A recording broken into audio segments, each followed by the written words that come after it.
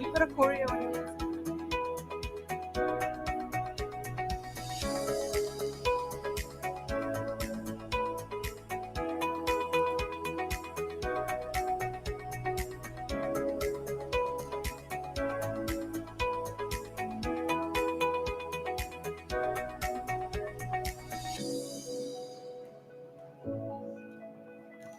You wanna start? Is Kenneth ready?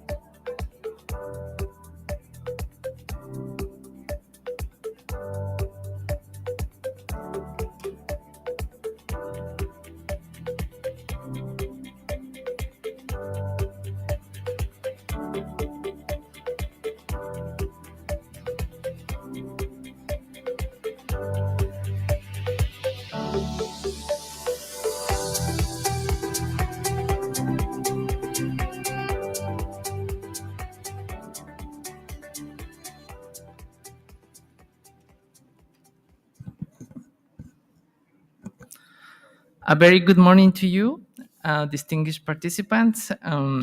It's my pleasure to greet you once again to the second day of the Nature and Culture Summit. I also wish to welcome those who are watching live, and just a reminder that we have interpretation in the Spanish, French, Chinese, and English. To open the second day to this summit, we will begin with a cultural presentation from a smoke dance from Kanawake, the Mohawk community. I will invite Mr. Deer to introduce this cultural performance. Kenneth? Thank you, Mr. Chairman. S- I want to, first of all, again, welcome everybody to Jojage, which is what we call Montreal. And today we have a youth group called the Ganawage or Singing Society. And they're young people, and they will be demonstrating two or three of our songs and dances to open up this meeting. So without any further ado, I'd like to introduce the Ganawage Singing Society.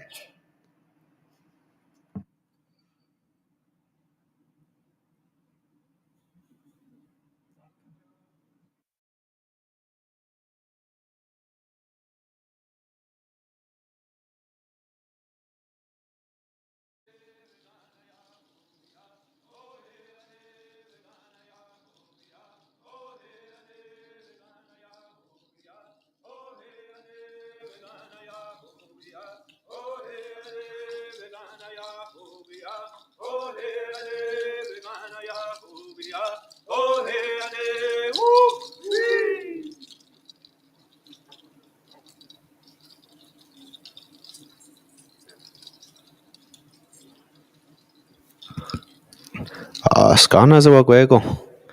Sigato desawata jota desawa jata roko uma nizerate. Nene ganto yuderi wata juhe. Nene gwego nezi hanzate jugo jata roko nagano gadi. Nene zidioni jojago. Ona gadi nene idano guadano sua. Yo guatundato. The inquiry was eragua. Zine. What another hunzo se. Nene. Aguadera no tase. Nene inguarana sua. The guanunya quase. Nene guanunya sua. Nene onzage kagarana sua. Negi wahinioni. Nene iguatundado. Nene. They the wanunya que. Nene zinahoda the wanadon qua nene yunjant guarunis. Nega de wahi. The wagda honzani nene aguego the guanu harato zinizawajo. Nizawayata de hill. And I know one is a rate. Nega de na yato hakena wa ni no what ni guarda. Uh, we would like to welcome everybody who had showed up here. So me and my friends here, we came here from Gahnawage, just across the bridge from here. And this being Mohawk territory, we thought it would be appropriate for us to come here and perform our songs and dances for you guys. Social dance songs, which we call Ohwajageka Garana Soa. That's which translates to the Earth style song. And we would also like to perform smoke dance for you guys as well. So,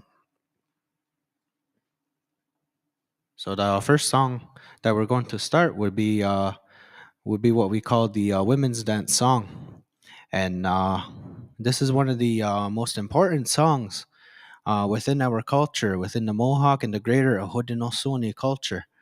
That we would sing these songs that are only pertain to the women, and the women would get up and they would shuffle their feet and they go around counterclockwise. And it is with this song that signifies the respect that we have for the women, as they are they're the they're the ones that bear the children that live in this earth. They're the ones that provide the most out of anything else in this earth. And the Mother Earth herself, that's our mother as well, and she's a woman. And the men would sing those songs to show respect and to show gratitude for them. They sing these beautiful songs for our women to dance to, and I hope you guys enjoy. Let it be like that in your minds. nagati wahi nane ay quader no ta nam ta quatasa wahque nane gunungwe o dinunya yakatinya tunukani gorda.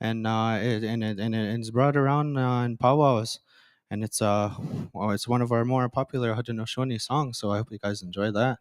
Really be like that in your minds. Nadia Nagay.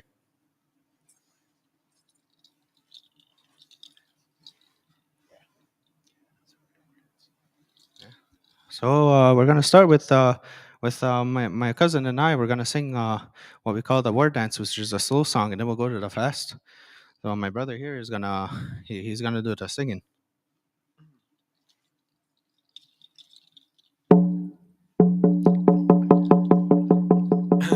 Yo wazina go ya we ho we ya. Yo wazina go ya we ho we ya. Ya we ho yo we ya. Ya we ho we ya. Ya we ho yo we ya.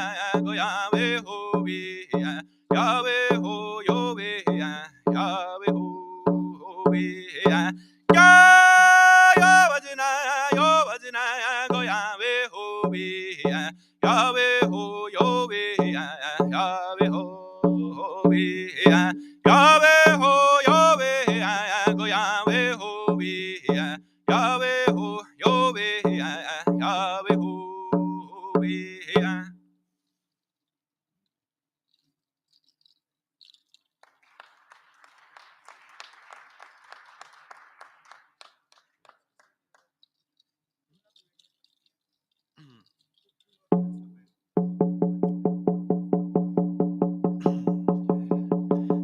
Yo hab ya yo hab ya na he ya yo hab ya yo hab ya na he ya yo hab ya ho be ya he ya yo hab ya hab ya na he ya yo hab ya hab ya na he ya yo hab ya ho be ya he ya yo hab ya hab ya na he ya.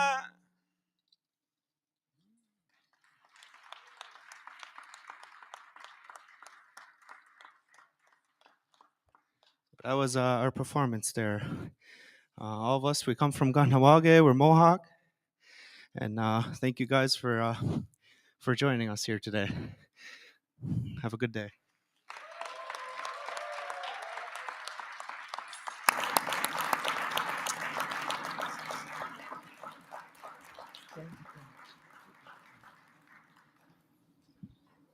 Thank you for that wonderful performance.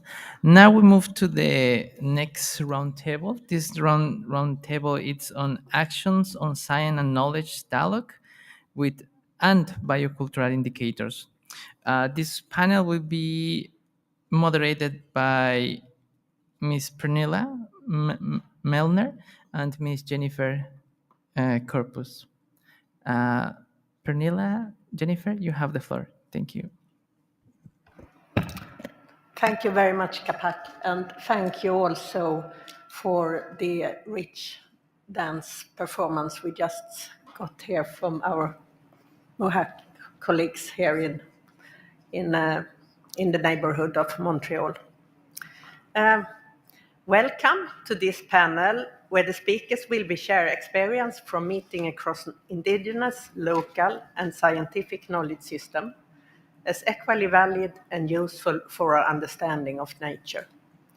Most importantly, traditional knowledge systems have their own practices and institution for validation, equally science, and through exchange across scientific and traditional knowledge system, values and experiences based on equity, reciprocity, and usefulness for all involved. We can strengthen methods and results relevant for the conservation and sustainable use of biodiversity. And that way get an enriched picture and common ground for protect nature and culture together. And also for co-production of new knowledge with more in-depth understanding through bringing in more perspective and more evidence. This is not least confirmed by the IPBES assessments, which in the latest decade has made important advances in strengthening the evidence base by indigenous and by including indigenous and local knowledge in the assessments. This will be crucial base for the implementation of the post-2020 Global Biodiversity Framework. The discussion will also include update the information on the operationalization of the existing indicators and relevant indicators developed by indigenous peoples and local community, bioculture indicators, through their community-based monitoring and information system. And this will also be strongly to the benefit of the post-2020 Global Biodiversity Framework and connecting local, national, regional, and international level. So I am pleased to introduce the following speakers. Professor Pei Shengjie from Kunming Institute of Botany, China's Academy of Science. This will be a pre-recorded message. Ms. Arshanga Soreng, UN Secretary General, Youth Advisory Group on Climate Change. Dr. Sunita Subramaniam, author of the IPBES Assessment on Diverse Values and Valuation of Nature. Mr. Thuis Bisterker, ecological artist, and Ms. Mirna Fernandez from the Global Yacht Biodiversity Network. Dr. Mauricio Ferrari from FPP, together with Ramiro Bassin, who is the co-chair of International Indigenous Forum on Biodiversity. Ms. Eva Hershav, Data and Land Monitoring Lead, International Land Coalition. Mr. Aslak Holmberg, International Indigenous Forum on Biodiversity. And David Boyd, the UN Special Rapporteur on Human Rights and the Environment. So first, we would like to play the pre-recorded message from Professor Pei Shengjie, professor at Kunming Institute of Botany, which regrettably could not be here in person. Thank you. Ladies and gentlemen, good afternoon. In the vast universe, our blue planet is the only known home to life. Time flies, life flourishes in the sun. Biodiversity provides essentials for human beings and all life on Earth. There was a time when human economic development took little account of nature. Global animal populations declined by more than 60% over the past 50 years, with increasing number of species facing the risks of extinction. Biodiversity protection requires the leadership from government agencies and the expertise input from the professional institutions, as well as the extensive participations from citizens. The prerequisite of deep public participation is access to information. Since our establishment in 2006, IPE has dedicated to collecting information of the environment and launched the Blue Map app to help the public access air, water, soil, and climate data, and use micro-reporting against the environmental violations and polluting rivers, and facilitate garbage sorting and plastic recycling. The Green Supply Chain and the Green Finance Program and public supervision have motivated more than 20,000 companies to enhance their pollution control and climate actions. During the process, we have witnessed the historic progress made on China's environmental transparency, the rapid improvement of air and water quality, and the restoration and expansion of forest, grassland, and wetland have provided more and better habitats for species. As the host country of COP15, China has upheld eco-civilization as one of its fundamental social-economic development norms. It has designated 25% of land territory ecological red line zones as in the process to build a national park system. We have launched a biodiversity map to help citizens understand not just where they are, but the key species and habitats they mean to protect. Biodiversity conservation requires the identification of baselines and dynamics not only within the protective zones, but in every city and village, across our mountains, waters, woodland, cropland, lakes, grassland, and deserts. So in 2018, China Forum of Environmental Journalists and IPE launched the Environmental Protection at Fingertips initiatives, which intends to make use of the data technology, employing the power of images, and to motivate more people to join the biodiversity conservation. Since then, Blue Map app users shared nearly 500,000 images of species around us, highlighting some of the ordinary yet breathtaking moments. The AI technology helped overlay photos with environmental, meteorological, and geographic information, making it a crowdsourcing recording of species distribution. We hope to upgrade our services so that one day clicking open the Blue Map feels like having a nature experience tutor on your cell phone. We trust that those who make friends with nature will not sit and allow it to be hurt.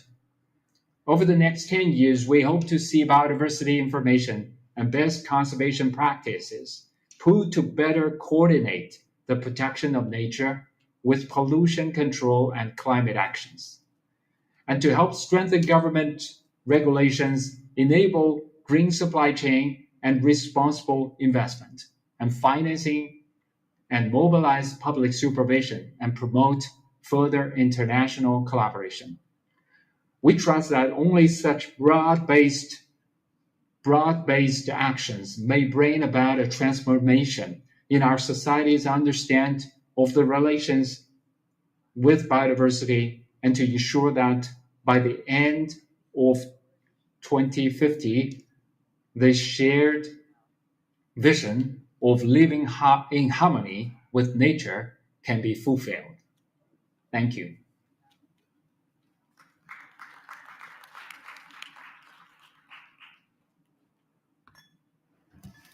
Thank you so much for this. Actually, the video we heard was from Mr. Ma Yun, Founding Director, Institute of Public Environmental Affairs, which happened to be at this roundtable. It should be on next roundtable. So now we have the pleasure to introduce Professor Pei Shengyi, Kunming Institute for Botany, in another pre-recorded message. Sorry for this, but I think they will complement one another.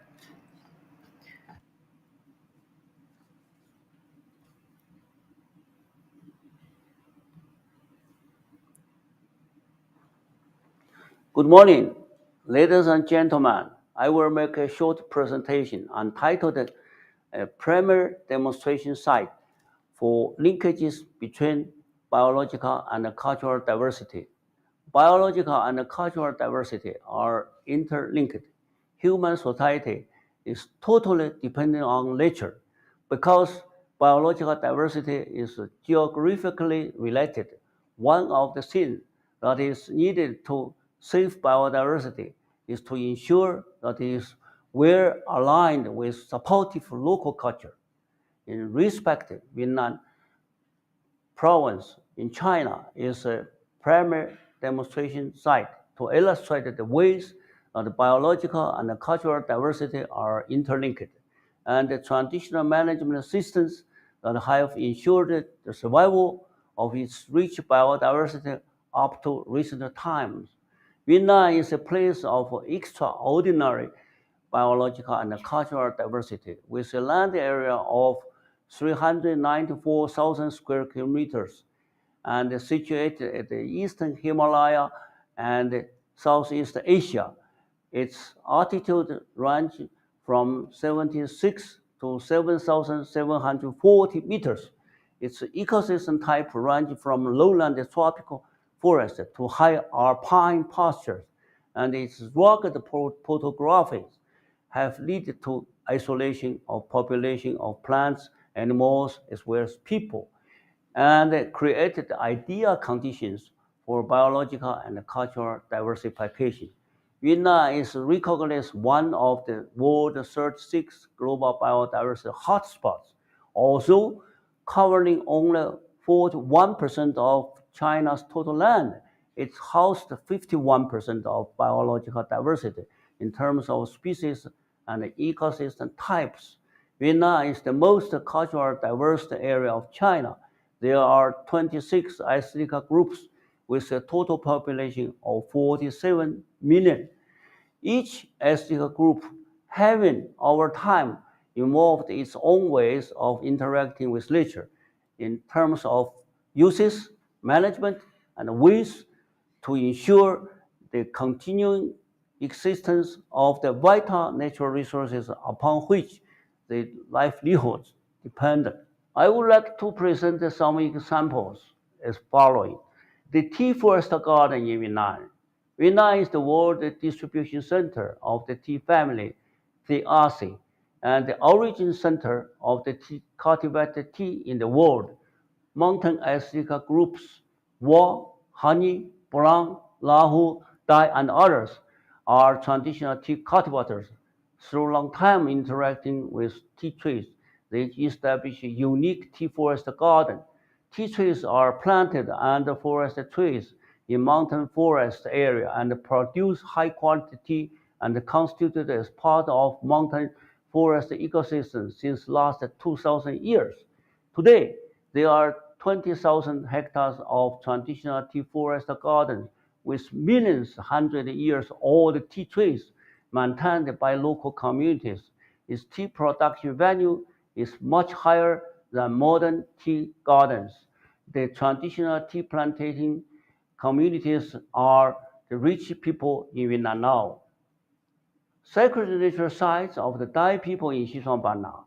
Xishuangbanna is a tropical lowland area in South Vietnam with inhabited over 1.2 million different cultural groups. The ethnic Dai people are the dominant group. They established the culture of sacred nature sites, locally known as Long Forest, based on traditional cultural belief of forest, water, rice-field man are interlinked, that leading to establishment of distinctive cultural landscape in the area, contributing to conservation of the tropical rainforest ecosystem, including flag species of Parasauria chinensis in large population. Current reality of the world environment crisis and the pandemic has repeatedly reminded us that the face of global challenges, mankind is a community with a shared future. No matter traditional or modern societies, all are in one world that is both prosperous and demanding. It is expected that CBD COP15 and its important achievements, the post-2020 Global Biodiversity Framework can provide a strategic vision and a global roadmap for conservation of nature and culture of the world. Thank you very much.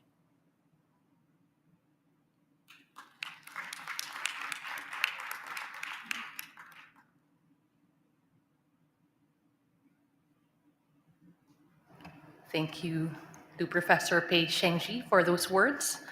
Now we turn to our panel this morning. And to start off the discussion, I would like to pose the first questions to four of you, but I'll start one by one. So, Miss Archana Soreng, Indigenous youth are critical actors in biodiversity conservation, restoration, and in the fight against climate change. This is why one of the key overarching principles in the post-2020 framework that has been proposed is intergenerational equity.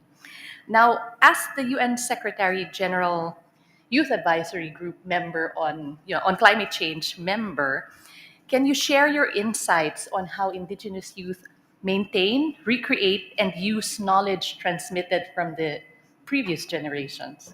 You have 5 minutes. Johar. Hello, everyone, and thank you for this question. And it's an honor to be here sharing my thoughts and perspective with each one of you.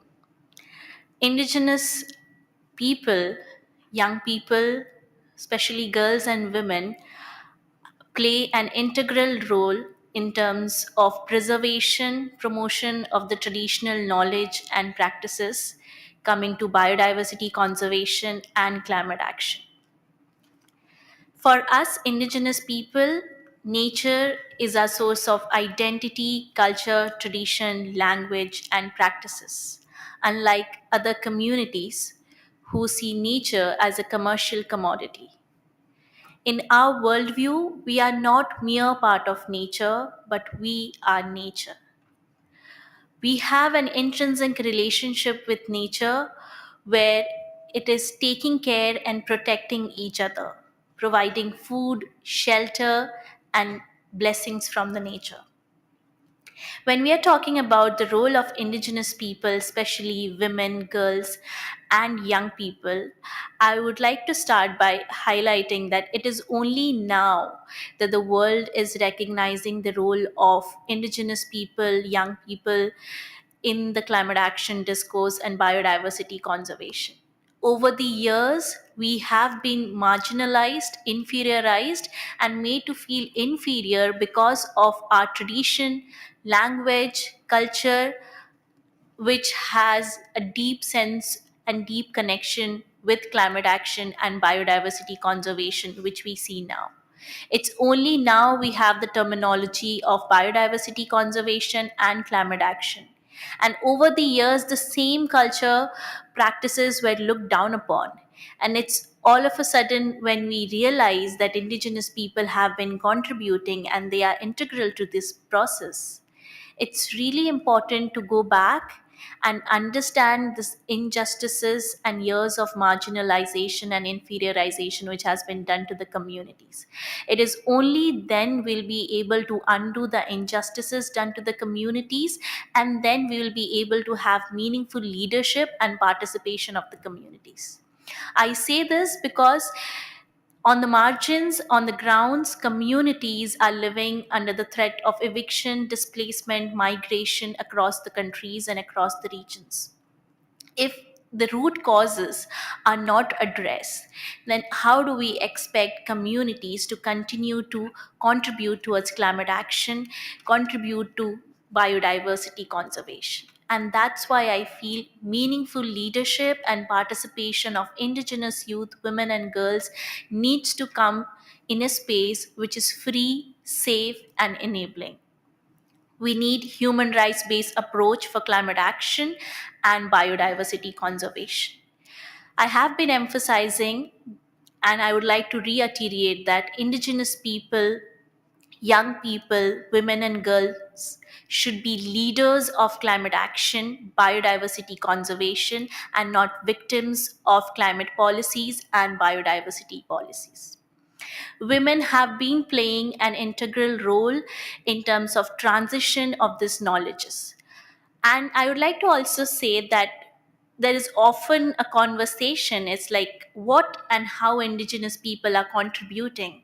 It's not merely what Indigenous people do, it's about who Indigenous people are.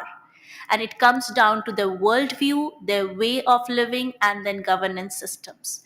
And these three things needs to be taken into consideration when we are making policies which need to ensure adequate participation of Indigenous people, free, prior, informed consent of Indigenous people in terms of decision making processes. I would like to say that even now, we Indigenous people, women and girls, have been facing gross human rights violation across the globe. And this needs to be addressed in the biodiversity conservation policies and climate action policies. We cannot see biodiversity conservation and climate actions in isolation. It needs to be seen in intersection, because we are facing the loss of biodiversity, facing the impacts of climate crisis, and this needs to be dealt in intersectionality, ensuring that intergenerational equity and justice is at the core. At the end, I would like to emphasize and say that indigenous people, young people, are leading the way in the different spaces and in the different thematic. We need to respect them, respect their worldview, and make sure that there is adequate participation of them and involvement of them in different processes. We as indigenous young people are willing to work with you. The question is, are you willing to work with us? Thank you.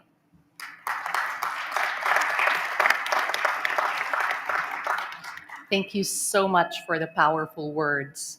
Indigenous peoples are nature because of their intrinsic relationship with nature, and we should ask not just what Indigenous peoples do, but we should respect and enable who they are. Finally, she also emphasized that there should be a full, safe, enabling environment for participation of Indigenous youth. And I hope the CBD is listening to these recommendations. Again, thank you so much, Ms. Soreng, for the powerful words. We are now joined we're very lucky to be joined by one of the authors of the values assessment of the IPBES.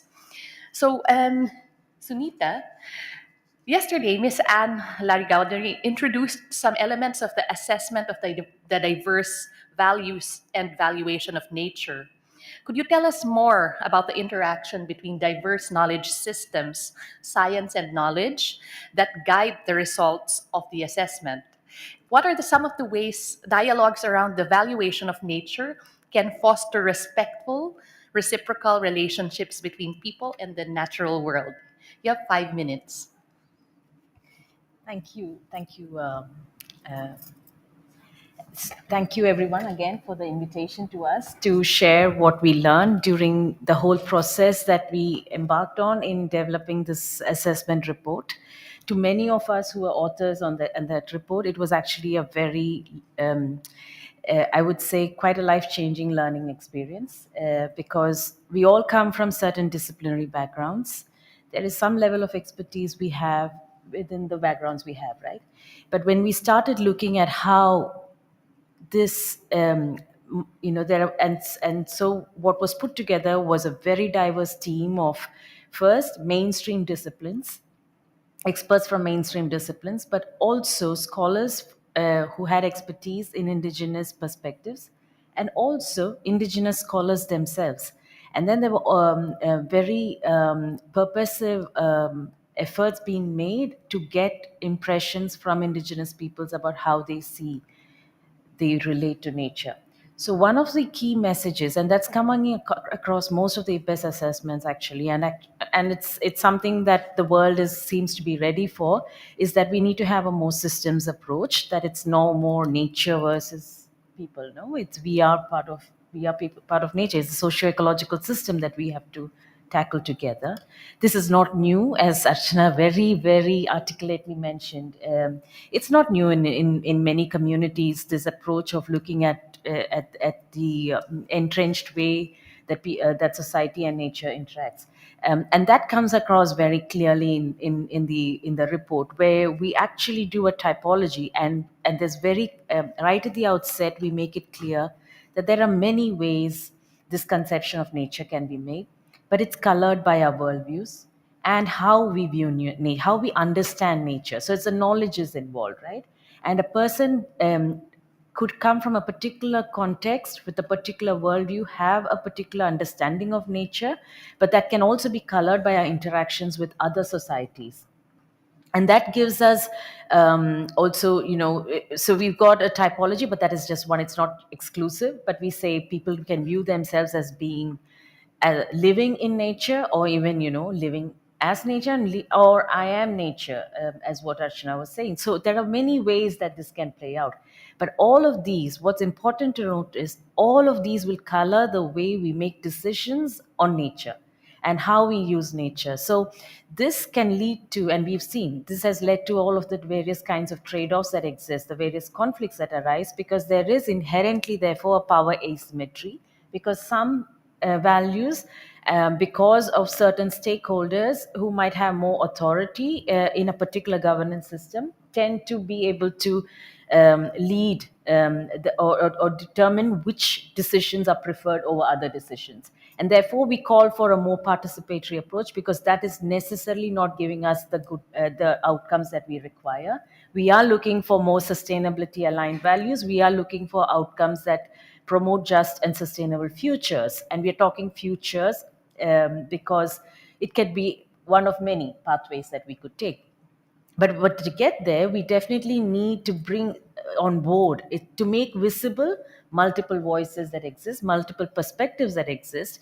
We try and do a bridging between these values that are there. There might be various methods that are there, and not all economic methods may be bad, and not all biophysical methods may be good, because conservation. So it's possible. So we have tried to see where what has worked. And we've seen that, for instance, the methods with the most transformative potential are the ones that are rooted in rights-based approaches and sociocultural approaches. But those are the least patronized. They're also more complex to get into, no? They're more complicated to deploy. But where they've been deployed, we've seen that it's more transformative in outcomes, in the outcomes we've had. But of course, embedding indigenous perspectives throughout the assessment, we ensured that it's not indigenous is stated separately. It's stated across, embedded throughout. So there's a mainstream perspective, but also other perspectives that need to be there. What are the value conflicts that might emerge? But we say, let those conflicts emerge. We should be working towards transforming these conflicts. It's not that always they have to be addressed in a particular way. We could transform them into something better, but that is only possible if we make visible the various voices that are out there. I'll stop here for now, Jennifer, and then we can come back. Yes. Thank you so much, and thank you for the contribution of your work to making the invisible visible. And it supports the action here, where we are always trying to fight for inclusion of the different diverse worldviews. So thank you again. Now we go from the perspective of indigenous youth to the perspective of scientists, and now we have an artist, which is something that we rarely have in these spaces. So Mr. Thijs Biersteker, I hope I didn't butcher your name. That's correct. To what extent can art bring us towards a better understanding of the biocultural crisis? What opportunities do you see for art practices to articulate knowledge, expression of culture, and biodiversity conservation? The floor is yours for 5 minutes. Thank you, and thank you for your question. I think first things first here.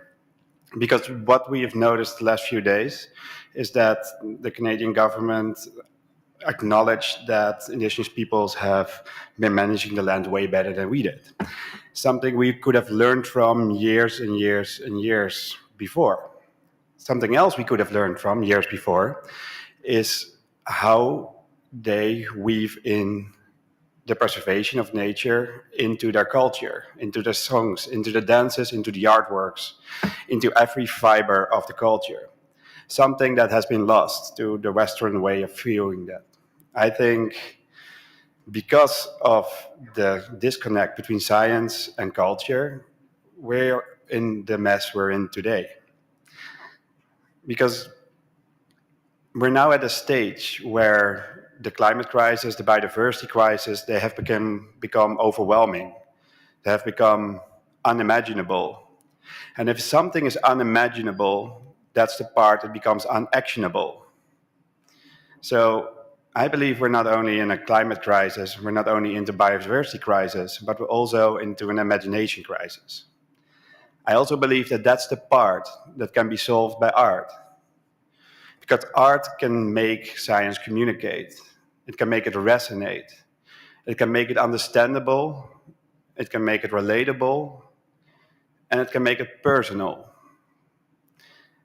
And for me, that is the key to what we should be doing right now in this time and age. Science has been there alone with the facts for too long. So as an artist, I work together with the top environmental scientists around the world to turn their scientific data, their facts, into feelings. Because I believe something really simple. If the research does not reach us, then how can the research teach us? And to illustrate that, I want you to play movie 1, please. So what we built is something we've seen for years, the deforestation in the Amazon and the rate of that. And, sorry, can you play movie 1? So we've been seeing the deforestation for years in headlines, day in, day out. So together with UNESCO, we created a slice of rainforest that can disappear on the rate of the deforestation. Now, every leaf here you can see disappearing. It's translating the data, and it's communicating that every leaf here that disappears marks a loss of 100 meters of rainforest being lost at that moment. It's turning the scientific data that we've seen for years into something visible. It makes that data creep under your skin. And today, here at the conference, we're doing something similar. What we're doing, you can play movie 2 now, please. The other one. What we're doing here at the conference is something special. So together with the Natural History Museum, together with UNESCO, we are translating the data, what's happening now in the negotiation rooms, into a sculpture that can grow or decline depending on the outcome of this conference. Turning the data, turning the impact we make here into something visible, something understandable, and I hope something relatable to provoke insight of what's happening on the impact that we're making. And to close it down, I think scientists here in the room reach out to your artists. Artists reach out to your scientists. I mean, we all drink coffee. It's not that hard. Because when art and science collide, the facts and the feelings unite. Then the facts, they become acts. Thank you.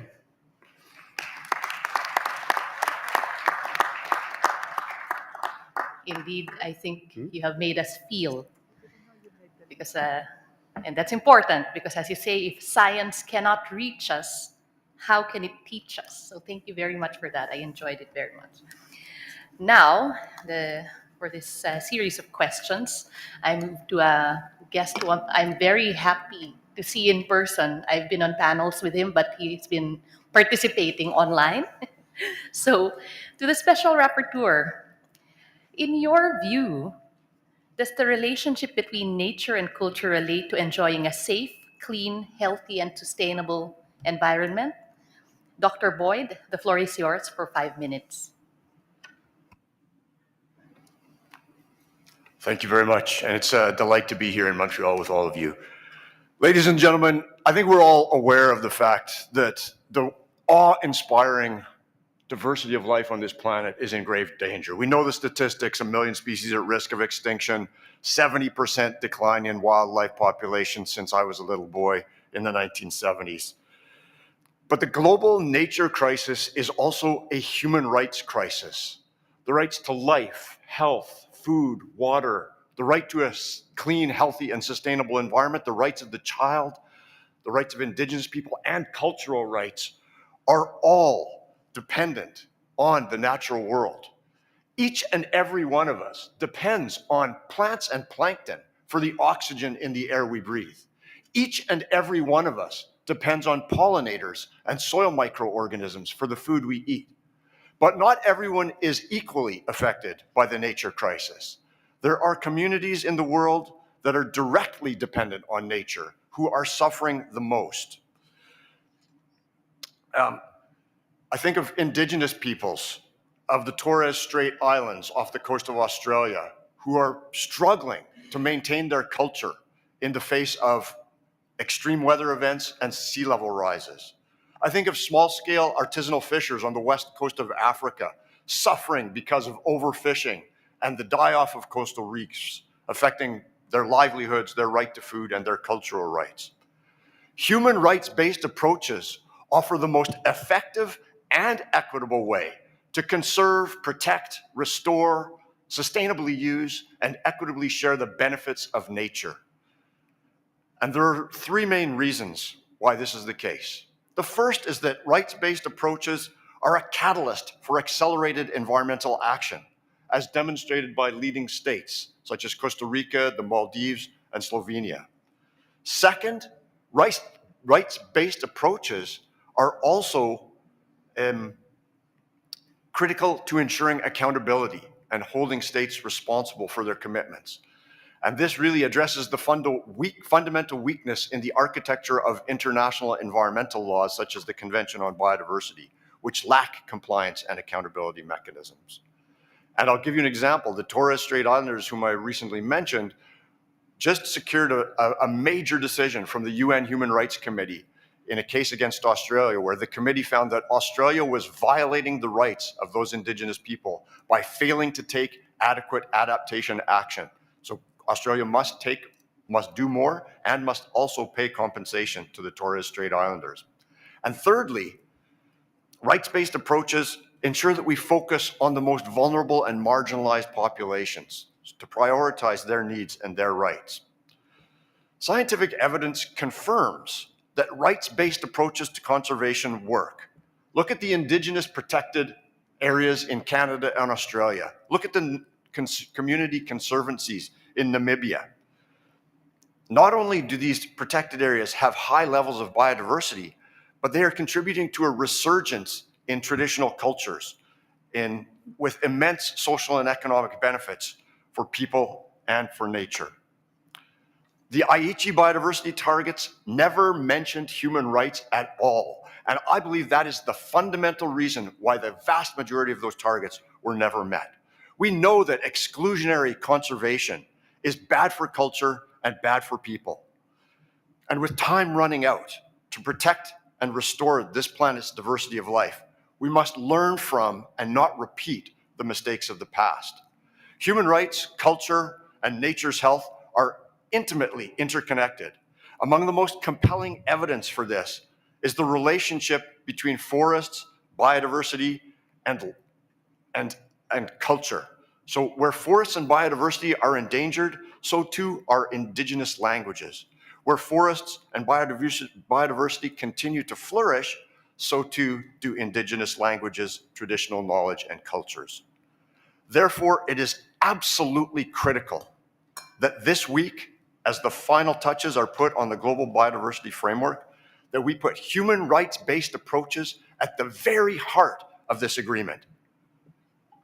Human rights, indigenous rights, gender equity, and the right to a clean, healthy, and sustainable environment must be woven throughout the principles, goals, targets, and indicators. Thank you very much.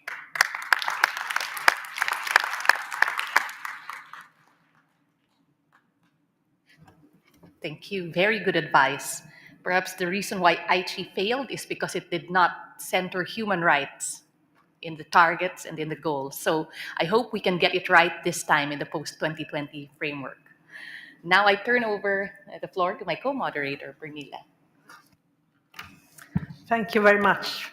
We have already had a rich exchange and got so much diversity of perspectives. But there are still also much to say and contribute. And I had the pleasure to introduce Mirna Fernandez from the Global Youth Biodiversity Network. And our question to you is about how you as youth view the interaction between nature and culture, and how you can maybe also what you expect us to do in terms of your preparing for the future in not least the educational systems. Thank you.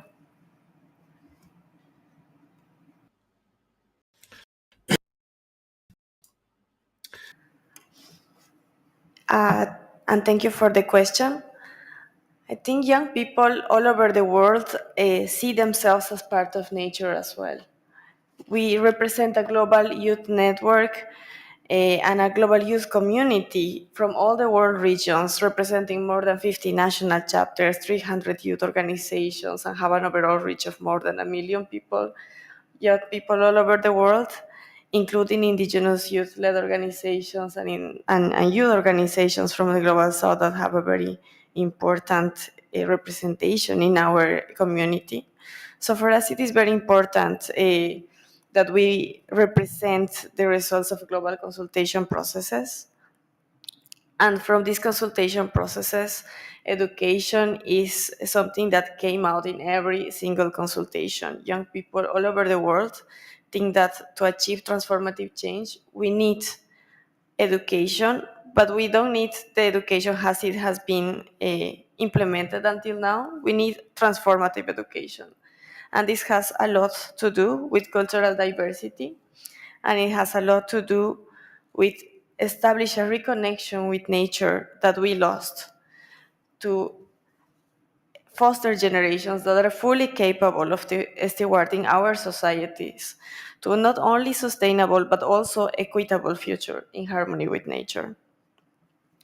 We see transformative education as something that nurtures connectedness, enables reciprocity and kinship to nature.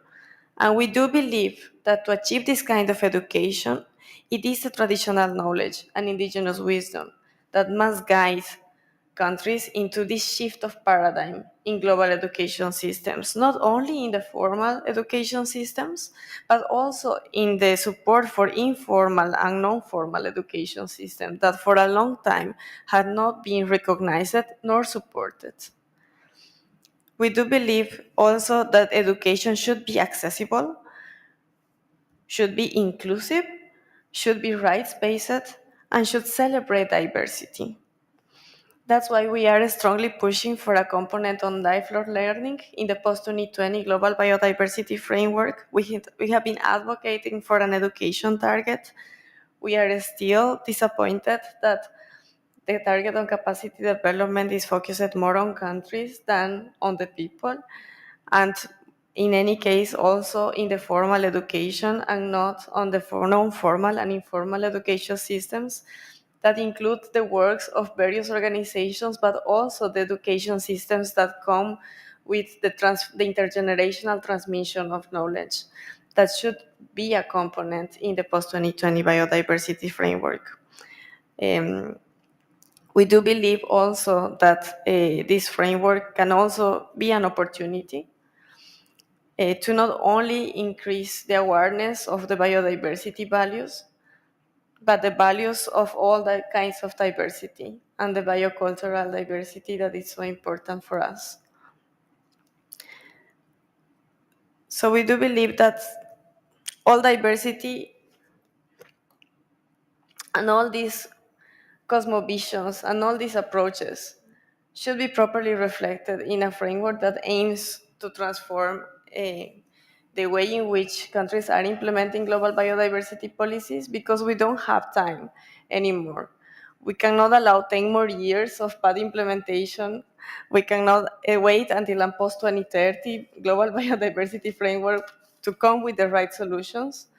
We cannot afford more false solutions, not only for education, but for biodiversity and human rights. And these changes need to happen now.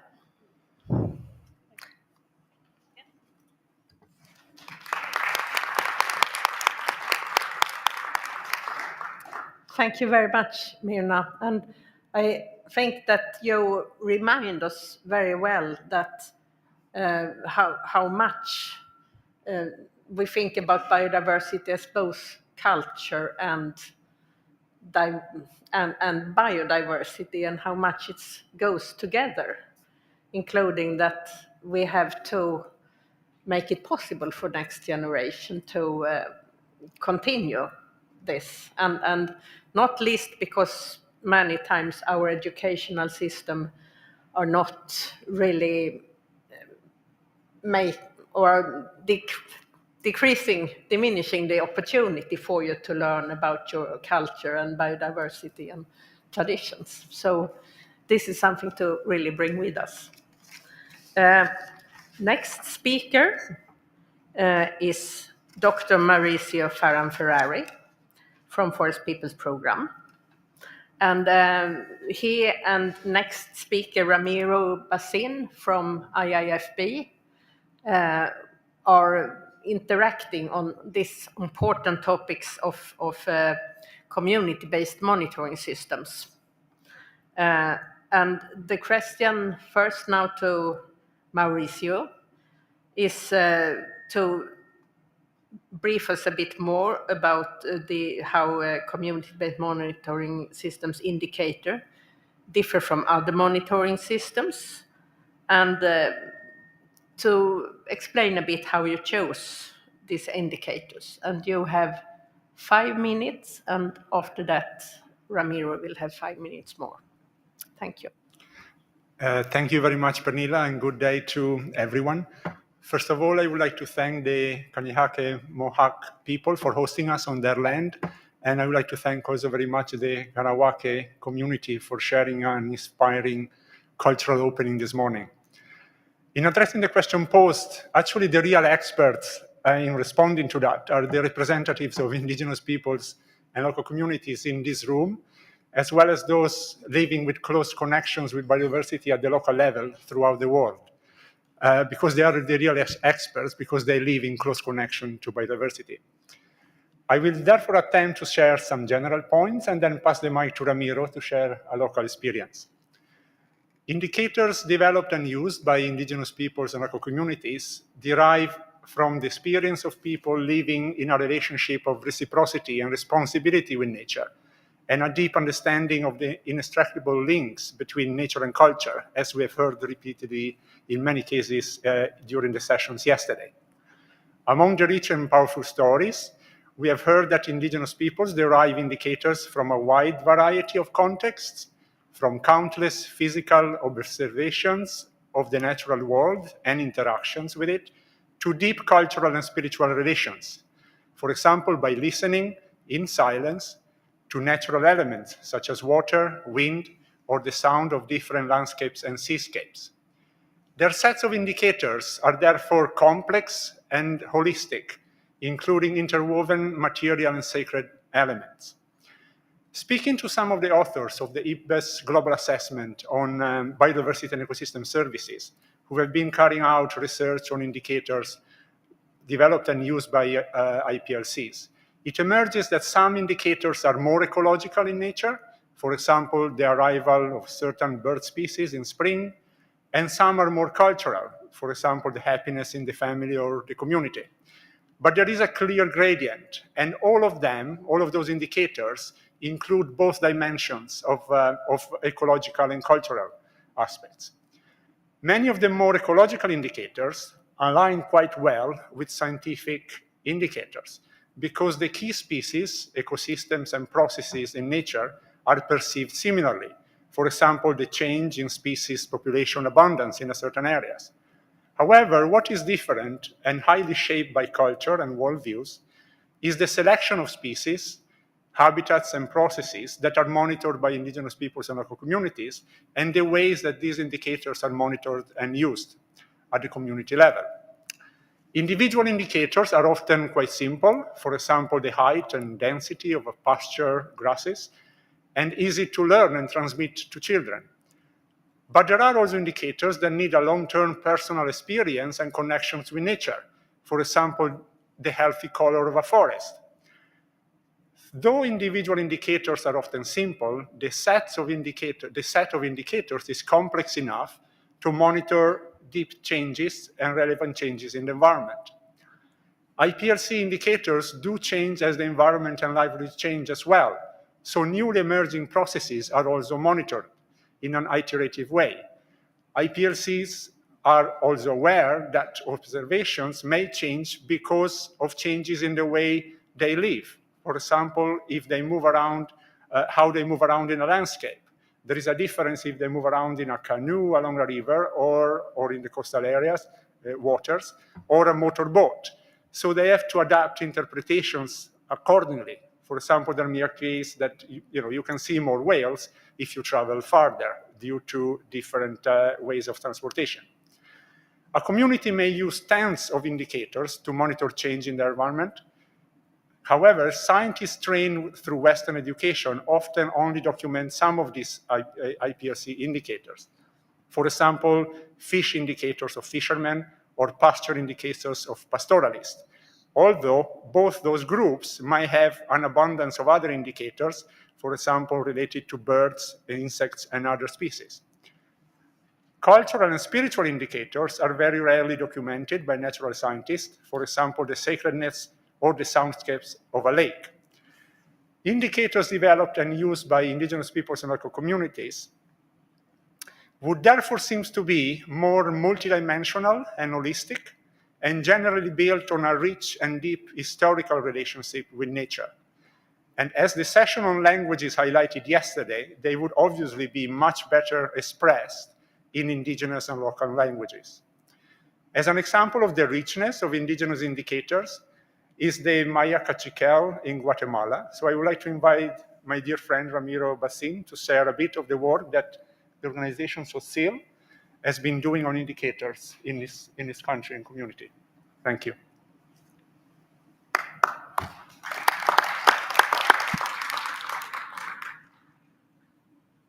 Yes. Thank you, Mauricio. I think we got a very inspirational overview of how we could enhance the monitoring by inviting more expertise from indigenous people's local community in the monitoring. And now we look forward for the concrete experiences, an example presented by Ramiro Basin from Tzotzil in Guatemala. Welcome, Ramiro. Sí, en primer lugar, buenos días a cada. Yes, first of all, very good morning to every single one of you. And thank you for inviting us to be here for the IPLCs.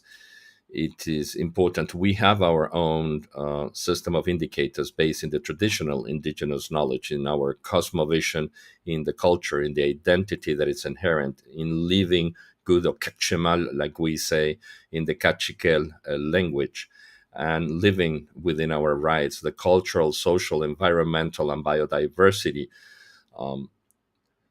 indicators are interlinked. These indicators have a solid base and is linked to the Mayan calendar. The calendar of the Mayas has 20 days and 13 energies, which is 260 days that will have an influence in the direct life of the human being, the universe, and nature.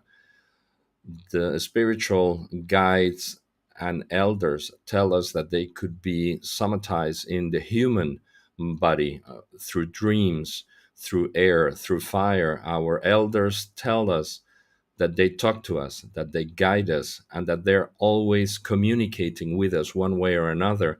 The indicators trigger valuable information of what is going to happen, the periods or the times when it's going to happen, or the seasons, how is it going to happen, and where it's going to happen.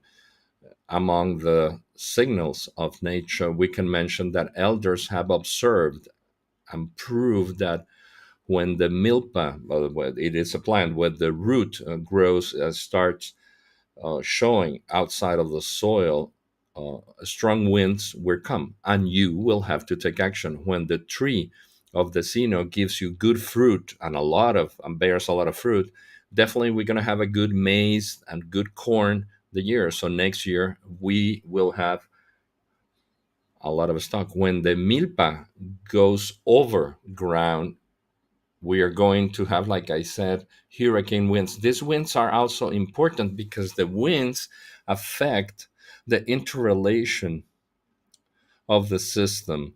Another biodiversity system that gives a signal are birds.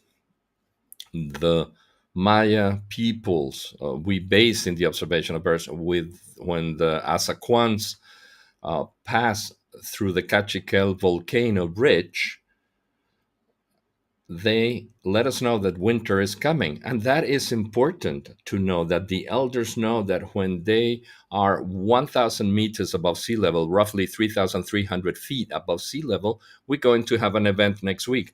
But if they're flying over 1,000 meters or 3,300 feet, we know that within 2 weeks, we will have a precise season of harvesting. And how do you measure 1,000 meters? But you do have ways to know when they're doing it. Another elements that we see in the asaguanes, in these birds, is when they swirl around clockwise, or sometimes they fly really in a disorder fashion. So we're going to have a strong winter. So probably we're going to have some disasters, and you have to understand this and see those birds. We have another bird, which is the chorcha.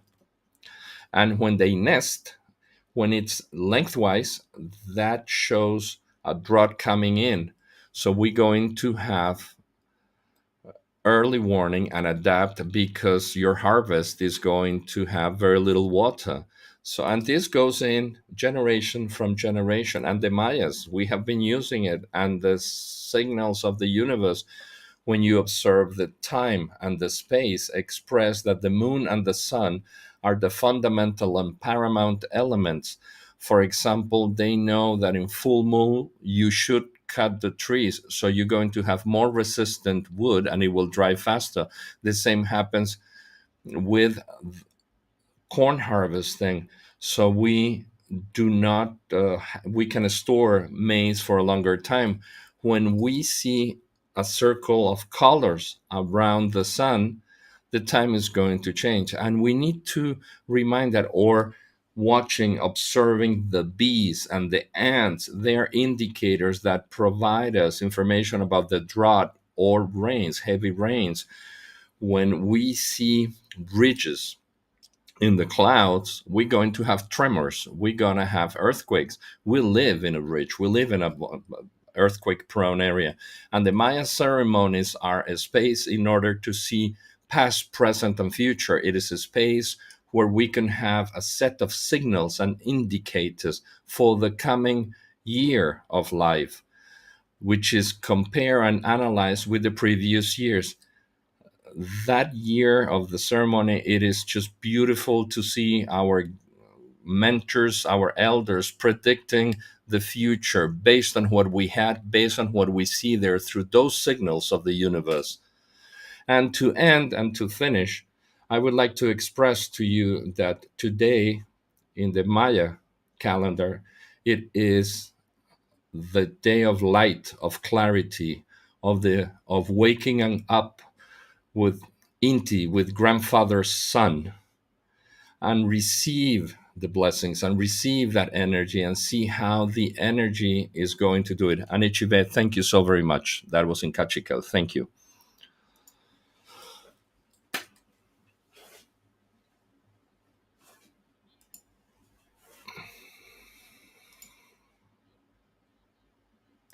Mayan people, and also remind us how much we really need this knowledge for continuing to understanding what's happening with our nature.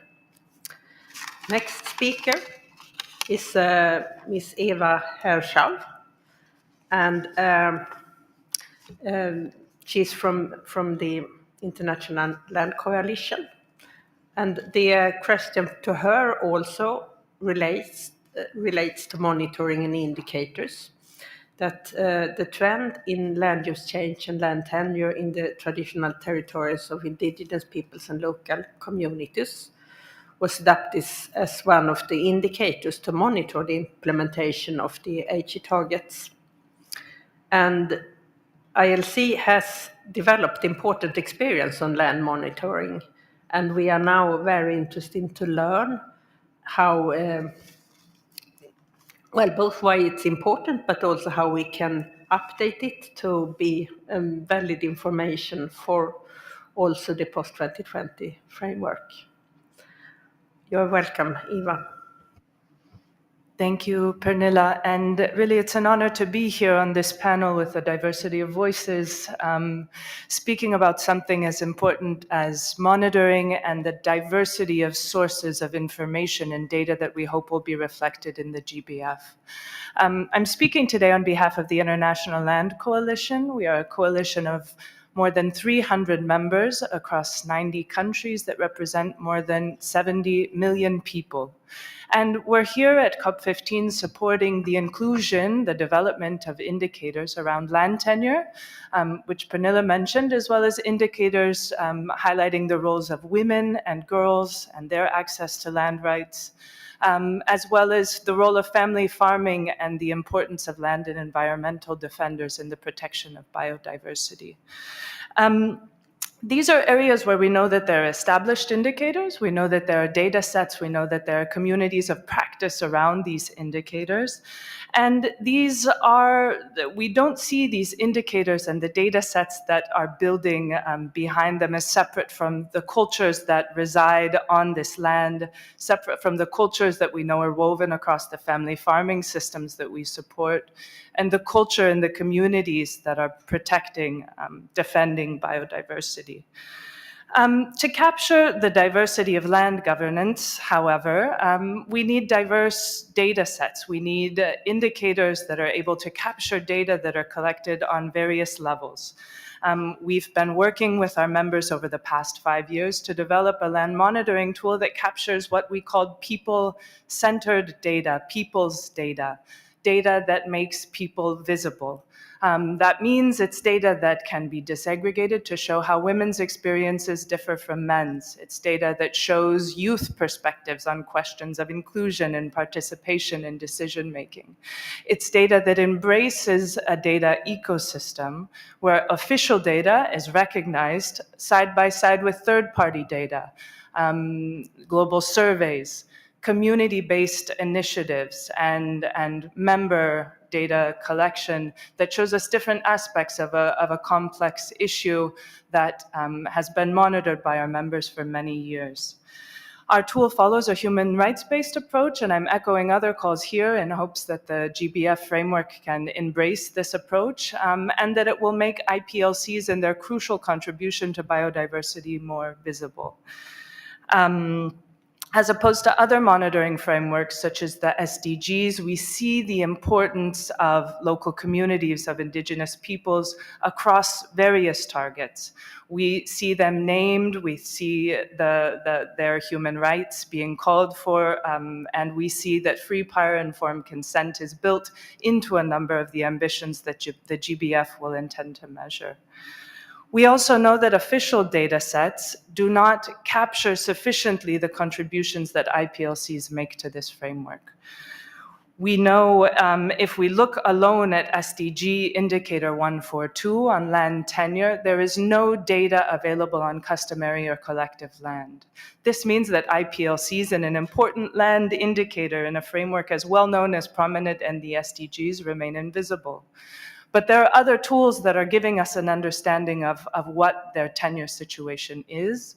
We know that RRI across 64 countries that represent 64% of the global surface area estimate that IPLCs have recognized or either recognition or ownership of 18% of that land.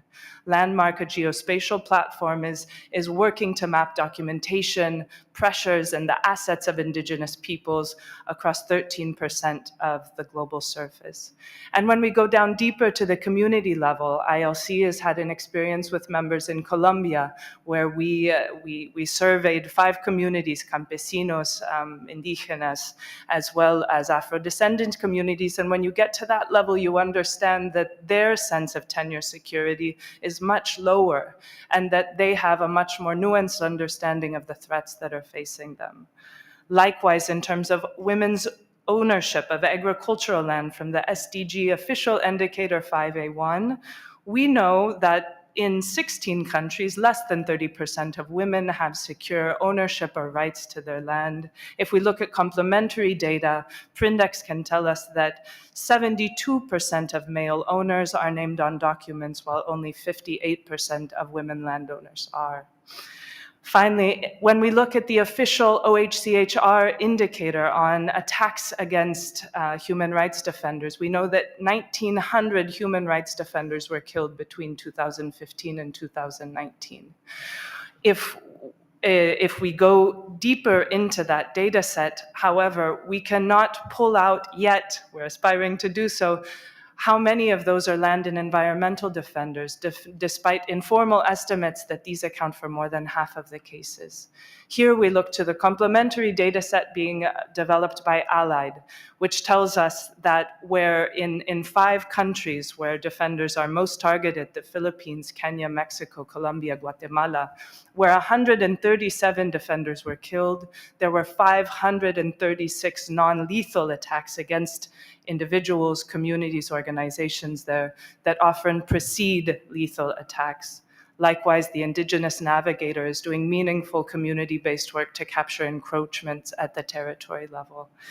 When we look at all of this data together, we see more, and more people are seen, they feel seen, and they are seen. The fact that parties have repeatedly supported the inclusion of citizen science and community-based monitoring in the GBF gives us reason to think that this monitoring framework could be really different and really meaningful in the way that it captures diverse sources of data, diverse levels of data collection, and the different communities and people that are protecting biodiversity. Thank you.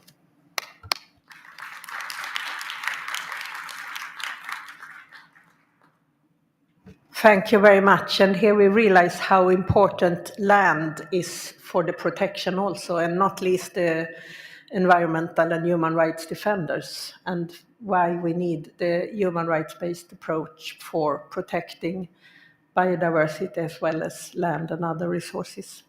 Now to the latest contributor of this panel, which is Aslak Holmberg, who is from IIFB in this case, but the Sami from northern Finland.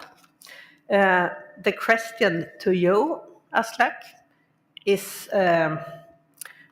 what happens with the challenge when the post-2020 biodiversity framework is implemented across borders.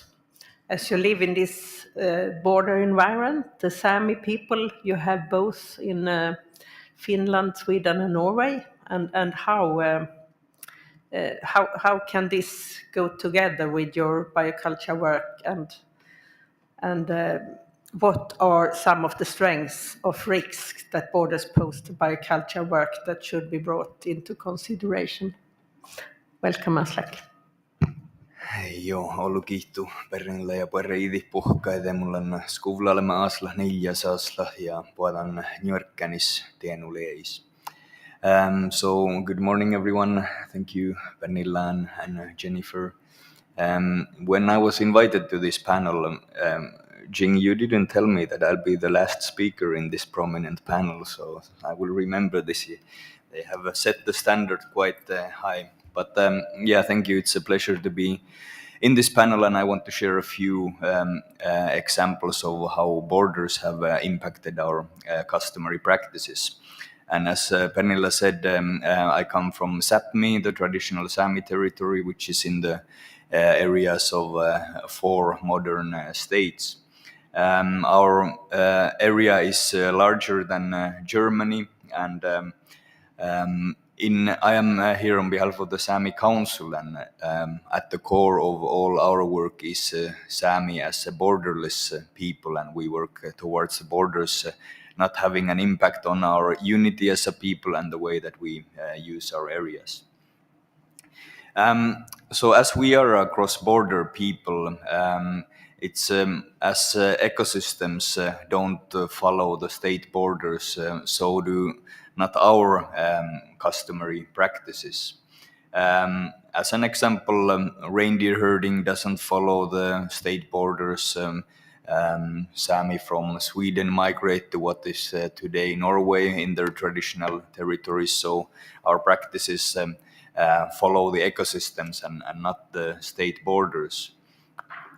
In the Sami traditional worldview, we don't modify the environment to fit our needs, but we adjust our actions so that they are in accordance to the environment. So, for example, in the customary Sami life, we used to migrate to wherever the environment was the most productive during that season. So we used to shift our way of life and our place of dwelling based on what provided the best conditions. In my region, in 1852, the state border was closed, and after that, it was no longer possible to migrate across the border between what is today Finland and Norway with the reindeer herd. So that had a dramatic change to our annual grazing cycle, and it was not possible anymore to move to the summer grazing lands by the coast and then winter grazing lands inland. I want to note a couple of quite strange restrictions that impact our traditional use. As I'm from the Finnish side, and Norway is not part of the European Union, so we live right at the border between the EU and a non-EU country. So how this impacts us, for example, nowadays we're not allowed to bring fish that we catch from the ocean across the border to Finland. And it is in our tradition that especially when the salmon stocks are low, then we go to fish the ocean. We use the resources that are more abundant. Now for 2 summers in a row, our salmon fishery has been closed, but we would not be able to legally go and fish, for example, cod in the ocean because we're not allowed to bring this across the EU border. Another example, our most highly valued berry, a source of vitamin C, is cloudberry, and this is the most precious and highly valued berry, and we don't tell the berry picking spots to anybody because this is a key berry to help us go through the long winter. It's also not legal to bring cloudberries across the EU border. So our families are from both sides of the state border, and for some our customary cloudberry spots might be on the other side of the border. And this is a berry that is very sensitive to strong winds and strong rains, so we really have to go to where the conditions were best at the given time. So we need to have this ability to find them where they are to be found. So these were some of the examples I wanted to show you how regulations and state borders impact our way of adjusting our customary practices. Just to close, I note that not many people obey these regulations because they're silly and they are against our customary rights, but still they are there and they have an impact to such an extent. But thank you very much. Kiitos.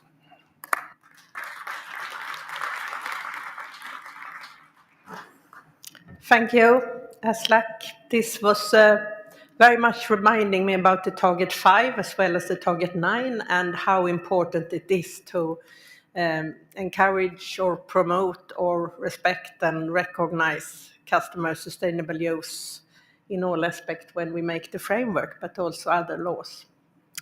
Now we have closed the second panel, and it's time for some exchange and questions from the audience, which Jennifer will lead you through. Thank you very much.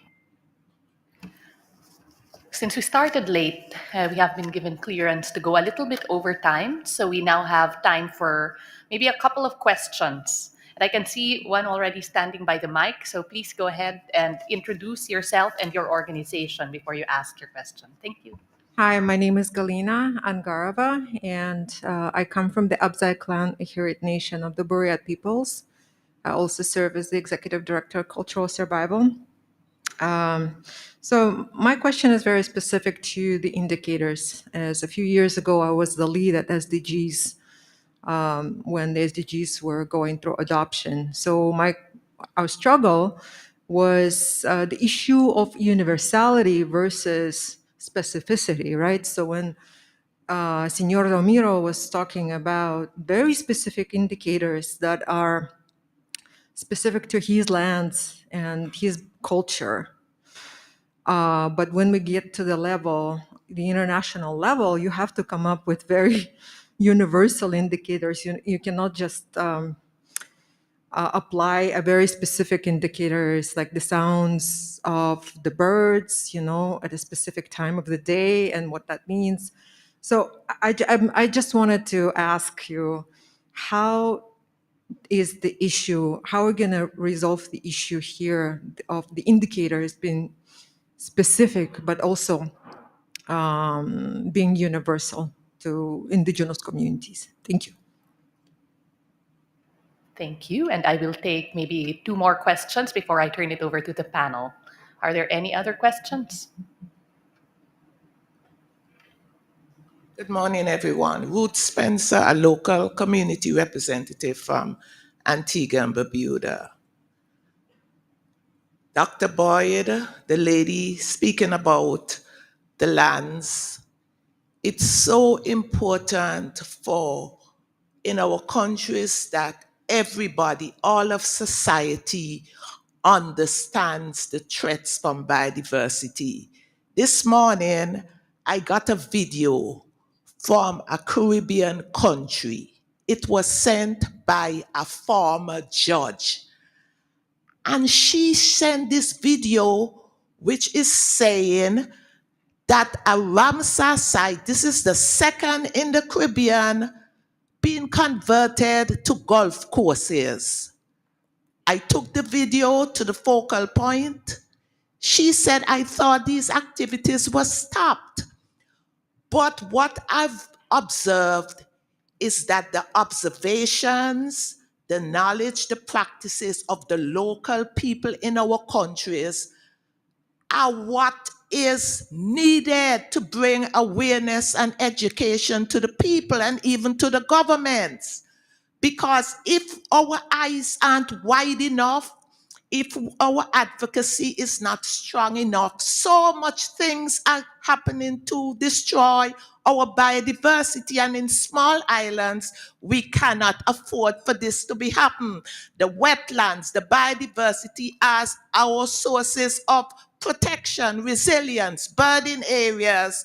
And I am very perturbed when these take place because they bring harm to the people and the environment.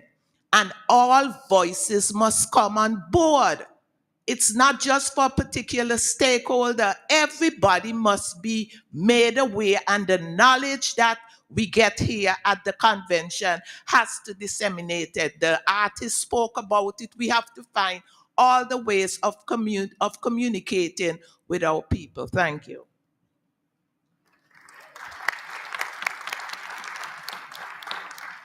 Thank you, Ruth. And the last, the gentleman, please introduce yourself and your organization.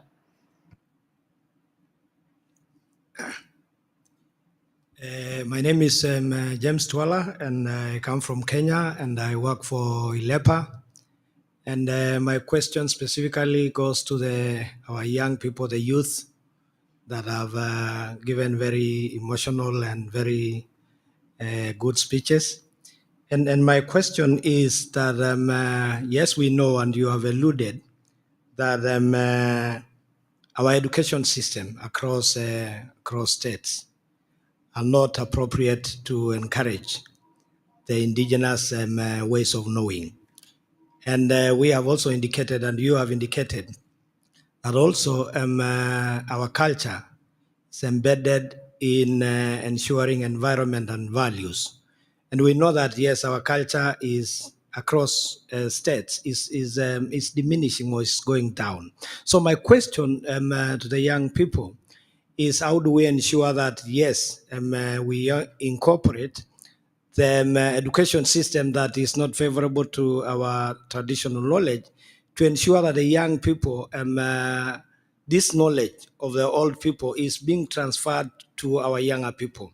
And I was just wondering, how do we ensure that, yes, as we fight for this traditional knowledge to be captured into these systems, how do we ensure that the young people in our villages are embracing traditional knowledge and our cultures? Because a problem we might face is, yes, we will have these things in this UN system and these bodies, but people, our young people are running away from this traditional knowledge. So the question is really, how do we ensure that as we fight to get this into the system, we also ensure that the young people are embracing this traditional knowledge? Thank you.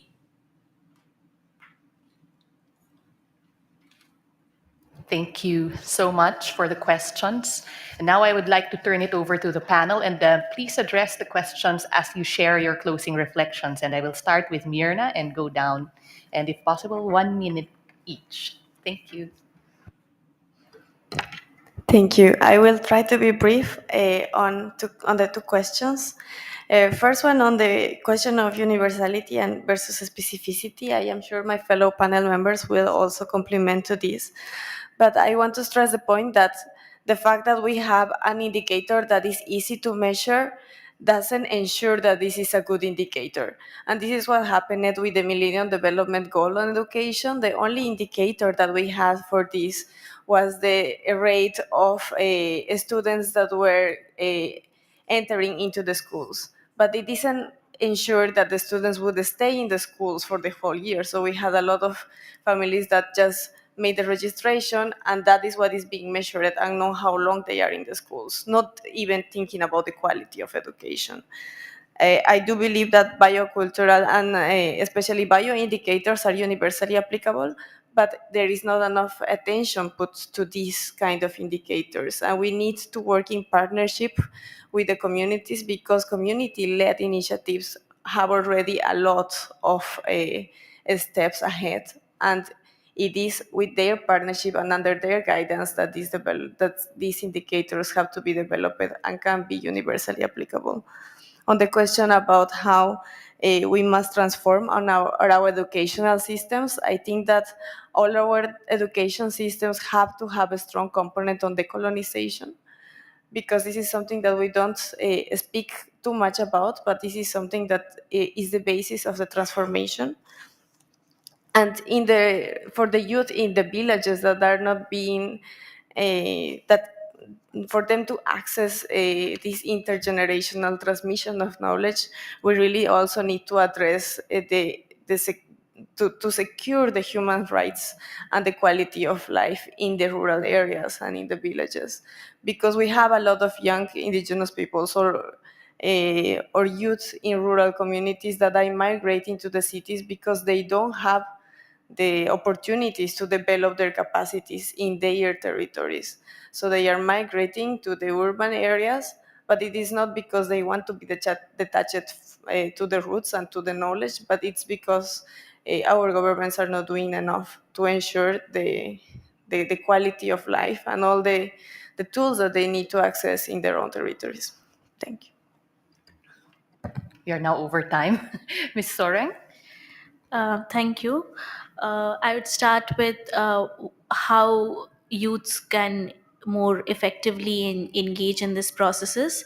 I think if we talk about young people in the village level and the rural areas, as I said earlier in my intervention, is like the penetration of the inferiorization of the culture, tradition, and language is so deep without addressing it in the policies in terms of making sure that there is support and there is good approach of making them feel that they are valued and their culture and tradition is important.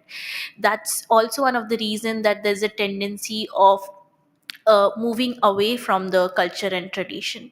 So I think embracing the identity, culture, and tradition has to do a lot more in the policy level also, and needs to be incorporated in the policies. The approach where young people and indigenous people are appreciated and acknowledged for the culture and tradition, which also again comes down to, like, when we are talking about biodiversity conservation and climate action, there are a lot of initiatives on grounds. If we can acknowledge them as a source of livelihood and jobs, that would also make difference from the young people. And I think it's really critical for us young people to embrace our identity, culture, and tradition, but it all comes down to also how we see that there is support to do that. And I would like to say that recognition of the rights of indigenous people over the land, forests, and territories is very critical in this process. Defending the defenders, the bio the defenders who have been defending the biodiversity, nature, and also engaging in the climate action processes is really critical. And in terms of young people, I would also like to say that young people have been engaging in different capacities in different forums and in different regions, but one of the key challenge also comes down to language. And I think that should be taken into consideration in the policies, that we are making information accessible to the communities on ground. And at the end, I would like to say that it's not only young people's responsibilities to find and engage in this processes. The process needs to be otherwise, where the efforts are being made to reach out to the young people. And that's why I feel it's really important to engage in identification of young people, capacity building of young people, and supporting young people in a way which is enabling and not inferiorization and imposition. Thank you. Thank you. And unfortunately, we have run out of time. So those who have some final words to share, please, but very quickly. All right. I think the artist is there. I want to respond to the last two questions because you both talk about the visualization and the impact that made a golf course replacing the natural habitat is really a tangible thing. So what I would do is, when they are editing the text in real time, visualize next to it what is happening in the room and what impact those few words will have on the rest of the world. Thank you. Hi. Thanks, Jennifer. So I had one very quick input for the universalization versus specificity based on experience we've done. So one way is you could have universal indicators, but the criteria themselves could be defined by the local community. So it's resonating. The tool is really to help the communities to determine whatever it is that they want to determine. But the language, the indicator itself could, for instance, food security is an indicator that would speak to policymakers. But what food security means, the criteria can be determined by the local communities. Just a point, we've done some work on this, and Maurizio is familiar with that work with some resilience toolkits we've done. Just wanted to add that. But on the point of how are we going to be inclusive, I think that's a statement that we made very clearly also from the best assessment, that there is a diversity of values, there are a diversity of stakeholders and powers. What is required is, of course, having plural approaches. It sounds very glib when I say this, but what we really need to look at is everyone has a responsibility here. If we are talking of whole of state, whole of society approach, what we are seeing is that some flux has happened here right now. So it's not like it was not as rigid, it is not now as rigid as it used to be. Let's use the opportunity. There are influencers right from international organizations to individuals. All of us can take proactive action towards particular actions that we are interested in. There's a lot of effort that is required. Yes, there's a lot of respectful, mindful interactions required, but there's a lot for each of us to actually do to advocate our stand and to bring it to the relevant stakeholders who matter in our interactions. Thank you. Thank you. We will pause here and I'll turn over to Kapak for an announcement. For moving on today. You're closing it, right? Please. Well, thank you so much, everybody, for this very inspiring session with so much substantial thought about how we connect across knowledge system based on equity, reciprocity, and usefulness for all involved, and to the benefit of nature and culture, where we will have far more rich knowledge, but also strategies for survival, if we can combine and use all our traditional as well as scientific knowledge with respect and mutual interest and integrity. So thank you very much. I think we have really reached so many insights that we need to reflect, but now we also will welcome next panel. But thank you to all speakers and thank you to the public. Thank you so much. And I know that it's a very engaging discussion, but we need to move to the next roundtable. I would like to invite David Ainsworth from the CBD to join the panel, as he will be co-moderating this fourth roundtable of the summit, along with Milka from IICA. I also would like to invite to the speakers to this panel, including Mr. Sean South from IUCN, Mr. David Hernandez from IFB, Danielle Scheffer from Foundation for Environmental Education, Josefa Cariño Tauli from Givend, William Burden from Conservation International, and Ms. Alice Matthew from IFB. While our speakers are join us here at the podium, I just would like to recall that the outcome of the summit, it's a declaration, the Declaration on Nature and Culture. At the end, after the break, we will read this declaration and we will open the floor for some additional comments. The declaration has been drafted by a drafting team who met online 3 times and has advanced a draft version. But still, given the old discussions that took place during yesterday and today, we're updating and reviewing the main messages from that declaration. And also, I would like to invite the drafting team to meet at the end of this roundtable here, close to the podium, so we could all together give a final review of that declaration prior to be read during this afternoon. This declaration will be read during the high-level segment of COP15. So it will be a really important. It will be really tough to grab all those ideas and put it in just a short declaration, but we're doing our best to capture all your inputs and ideas.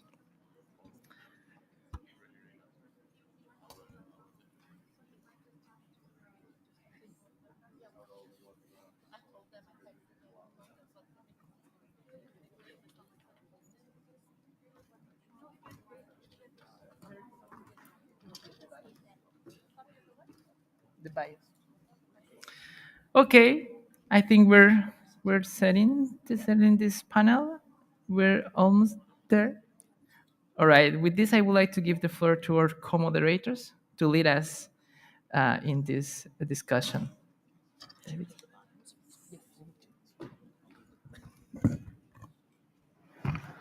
Great. Thank you very much, Kapak. So I guess we'll take turns, my co-moderator and I, introducing ourselves.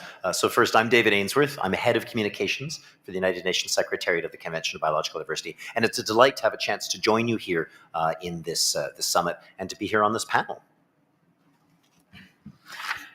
Welcome to everybody. My name is Milka Chepkorir. I am indigenous from the Sengwer people of Kenya in Cherangani Hills, and I work with the ICCA Consortium as a coordinator of defending territories of life.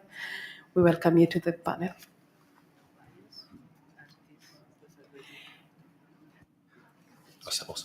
Okay, great. Okay, thanks very much. So today in our panel, we've got a wonderful opportunity. There's quite a great distinguished group of people who've taken their valuable time to join us and to speak with us. What we want to look at now is some of the new modes, some of the inspirational actions that are taken to raise awareness amongst all the variety of sectors that we're engaging with for the post-2020 Global Biodiversity Framework. And we're looking at ways of communicating this fundamental strong linkage between biological and cultural diversity. The work that I've done under the convention for years and years has been looking at how to welcome and learn from and incorporate and integrate all these different ways of communicating biodiversity overall to people. And now we're going to be focused specifically on this area of cultural and biological diversity. So we'll talk a little bit about the speakers. I've got where they're from. Some of them I know very, very well, not as much, but we'll take turns, Milka and I, to look at who's there. So first of all, on my list, I'm gonna have to go for my list, which doesn't necessarily line up with people who've spoken. But the first person I'll just introduce to everyone is Mr. Sean Southey, who I've known for years and years. He's the chair of IUCN's Commission on Education and Communication.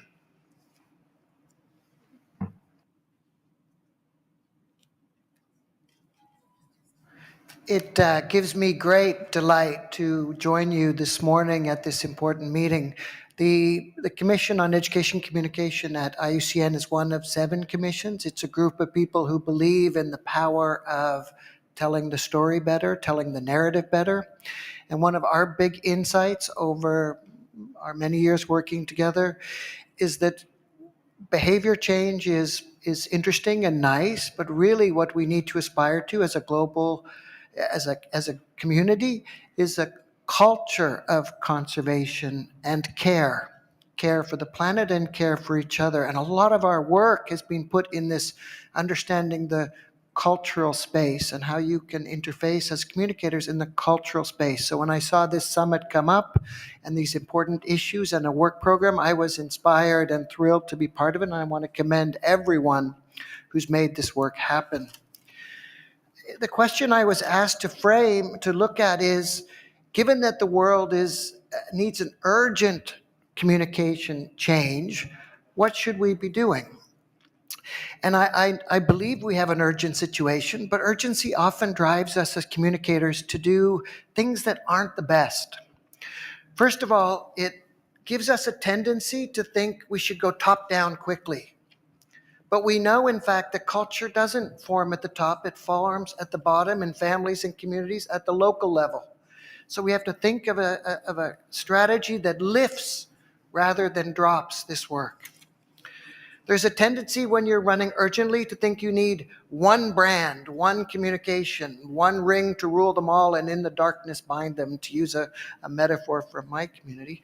But no, we actually need an ecosystem of metaphors. We need an ecosystem of stories and campaigns that work together, that recognize our diversity and our strength in a diverse context. It's often easy when things are urgent and dire to move to very strong negative messaging. And we in our commission have realized that love and connection is a much more powerful long-term motivator than fear and dismal outcomes. So how do we also bring that joy, that love, that wildness that often comes at the cultural level, especially local level, in some of the frontline champions of biodiversity, but bring it into the global space? We also think we need more content. We need more brochures, more films. We need more billboards. But in fact, we need more conversations. We need more conversations at the local level. It's conversation that shifts culture, shifts behavior. And I would rather have 1 billion discussions at every dinner table than 1 billion new brochures and videos. But how do we work together to provoke that? There will be a tendency to also want to make the Global Biodiversity Framework famous, make it the one thing that guides all our work. And I think what's much more important to realize is that at the local level, it's not those 3 letters, GBF, that matter. It's the issues, it's the champions, it's the solutions that are happening at that space that people need to talk about. That's what we need to surface. That's what we need to circulate. We need to be really careful of language, and language in such a complicated way. We in our commission are moving to ecosystem metaphors in the way we describe our work. So we try and avoid campaigns, tactics. But movements, diversity, niches, cooperation, these are the things that can make these type of deep communication efforts work. We have a lot of experience in this type of platform building, coalition building through our Nature for All program, which now has over 580 institutions around the world working on it. No one owns Nature for All. There's not an entity, legal.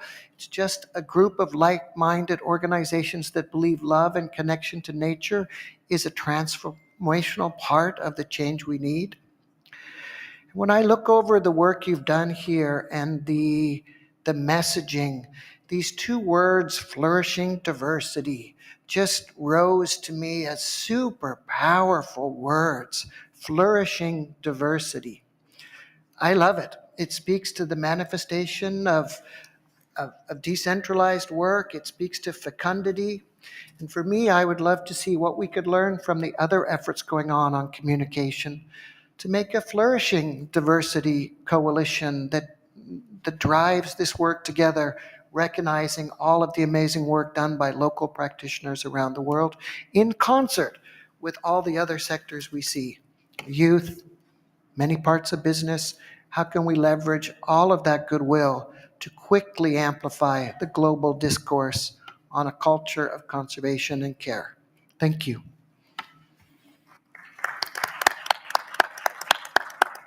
Great, thank you very much, Sean. What we'll do is we'll move forward on some of the other questions and prepare all of your reflections on these remarks of our speakers when we do the question and answer session later on. So second of all, I'd like to welcome Mr. David Hernandez Palmar, who is from the International Indigenous Forum on Biodiversity, the IIFB, who I know in my work on the Informal Advisory Committee for Communication, Education, and Public Awareness has been involved for a long time. So David, so the question that we'd like to put to you is to say, so we know that indigenous ways of being, they're closely interwoven with land and with place. And so, you know, we're in a digital media space, which is in some ways placeless. So what challenges or opportunities does this present in this digital media space? What kind of functions do we have inside this virtual area, whatever? And so look at that. And then the other question too is, I understand you do stuff on film. How does film offer biocultural, artistic, and social movements? Thank you. Here, I think first of all we have to, problematize. I don't know if that word works in English, but I think we have to complicate the notion that nature are a part of peoples, and we're all, together as one unit. And secondly, I think, and I fully agree with Sean when he was mentioning, the need of metaphors, and not metaphor as an opinion or a feeling, but more, how do we can sort out imaginarian. I think, most of the ways that cinema, imaginarians, the way that consent were created for us not to feel good on who we are at the first place, indigenous peoples, they have left us in a moment that, where should I start for me to understand who I am through media, or where can I find more reference on who I am, or where, indigenous peoples can have a say in those peace conversation, as we are, right now. So I think, first of all, not only recognize that there's been a harm back in the days done in terms of the representation. So now we're working towards, the advances of how we can participate in storytelling, filmmaking. It is more like, it's not only about the Article 16 of the United Nations Declaration and the Indigenous Rights and Indigenous Peoples. It's more like, what it means for a person, especially from Global South, to tell the truth. People in jail, people, not having access to basic needs. So sometimes when we do participate in the creation of content, we're expecting to have a good quality. But how come we can expect that if people didn't have, the basic needs, sorted out? So, and the other way, I think, there are a lot of hope, a lot of excitement, because the more I see, more younger generations, more women taking, into power the role of, being sound recordists, or, they want just to participate on the creation of scripts. It reminds me of a moment we were discussing during the pandemic.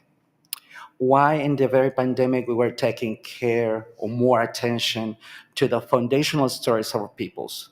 First of all, because we had the key reason, just a simple and natural reason.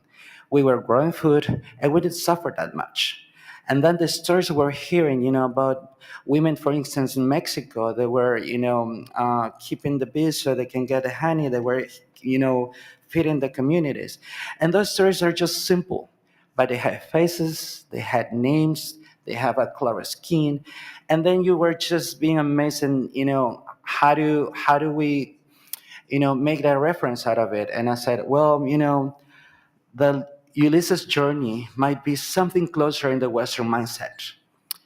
Ulysses' journey says that his future is a return. That's something we have been talking all this time. It's not going backwards, or something like is related to scarcity, but it's more, how we can relate to abundance provided by the storytelling of our peoples, and that's something that I'm really, amazed, in the way we do in filmmaking. And secondly, media, storytelling are shaping the narrative and how people can sort life out in these discussions of climate change or the climate crisis. And I think also it is the first time that we are, recognizing the knowledge that just peoples have to heal the earth.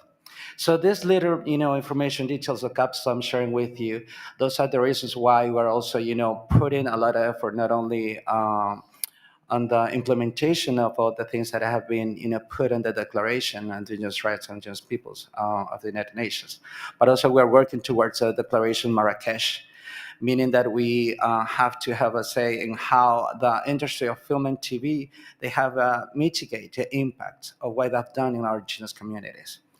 And so how we can do that, not hiring other peoples just to film in our communities. There are some peoples in some communities that can film and they're doing quite great job. So commission work directly to them will mean, less impact in terms of climate change, and also how, we can take care of the biodiversity of sacred lands. And for me, just to wrap up the idea, also the epistemology, the knowledge that we carry with us. We don't say ecology, but we say land defense instead. So total different approach. And I think it's really important also to have a more political approach to when it comes to refer to a language, and when we deal with biodiversity, because it's not just speaking the language, but thinking about the human basic rights of the people that carries the knowledge and the people that carry the language. Because we don't have that, we don't have vocabulary, and then we won't have any ideas or imagination for us to create a script, not even to tell a story. So I would say, just to wrap up, yeah, we need not only the land, but we need also the right just to recognize that communications are right, and also that we are the original storytellers. And I think biodiversity as a concept is something that we can break down so easily, because we don't see nature a part of the rest of the living creatures. Thank you. Really, very many thanks, David, for giving us those reflections and about, how filming can be used to, communicate and then tell the stories of Indigenous people in local communities. And that takes us to our next speaker, who is Daniel from Foundation for Environmental Education. I'm sure you have reflections already from the tools that he's speaking about, and the realization that biodiversity is really, the loss of biodiversity is an increasing loss. And together with the tools of film and others, what other, films might environmental education and policy offer to work on the synergies between culture and nature and values, and how that is communicated? Maybe you could hear from you as well on those. Thank you. I think that when we look at environmental education and the role it needs to play here, and I think that everybody recognizes, well, most people recognize that education has an important role as an agent for change. What kind of education are we looking at? And I think that the philosophy that we drive is one which is based on action. It's a very important element within the educational system, because that action, be it an action taken by a community or by children in the school, is what creates a sense of belonging, and later on ownership or stewardship, and then protection, because that bond has to be there. So I think if I'm going to do this quite short, but I'll just say point to a few points that I think are very important. So that's the first one.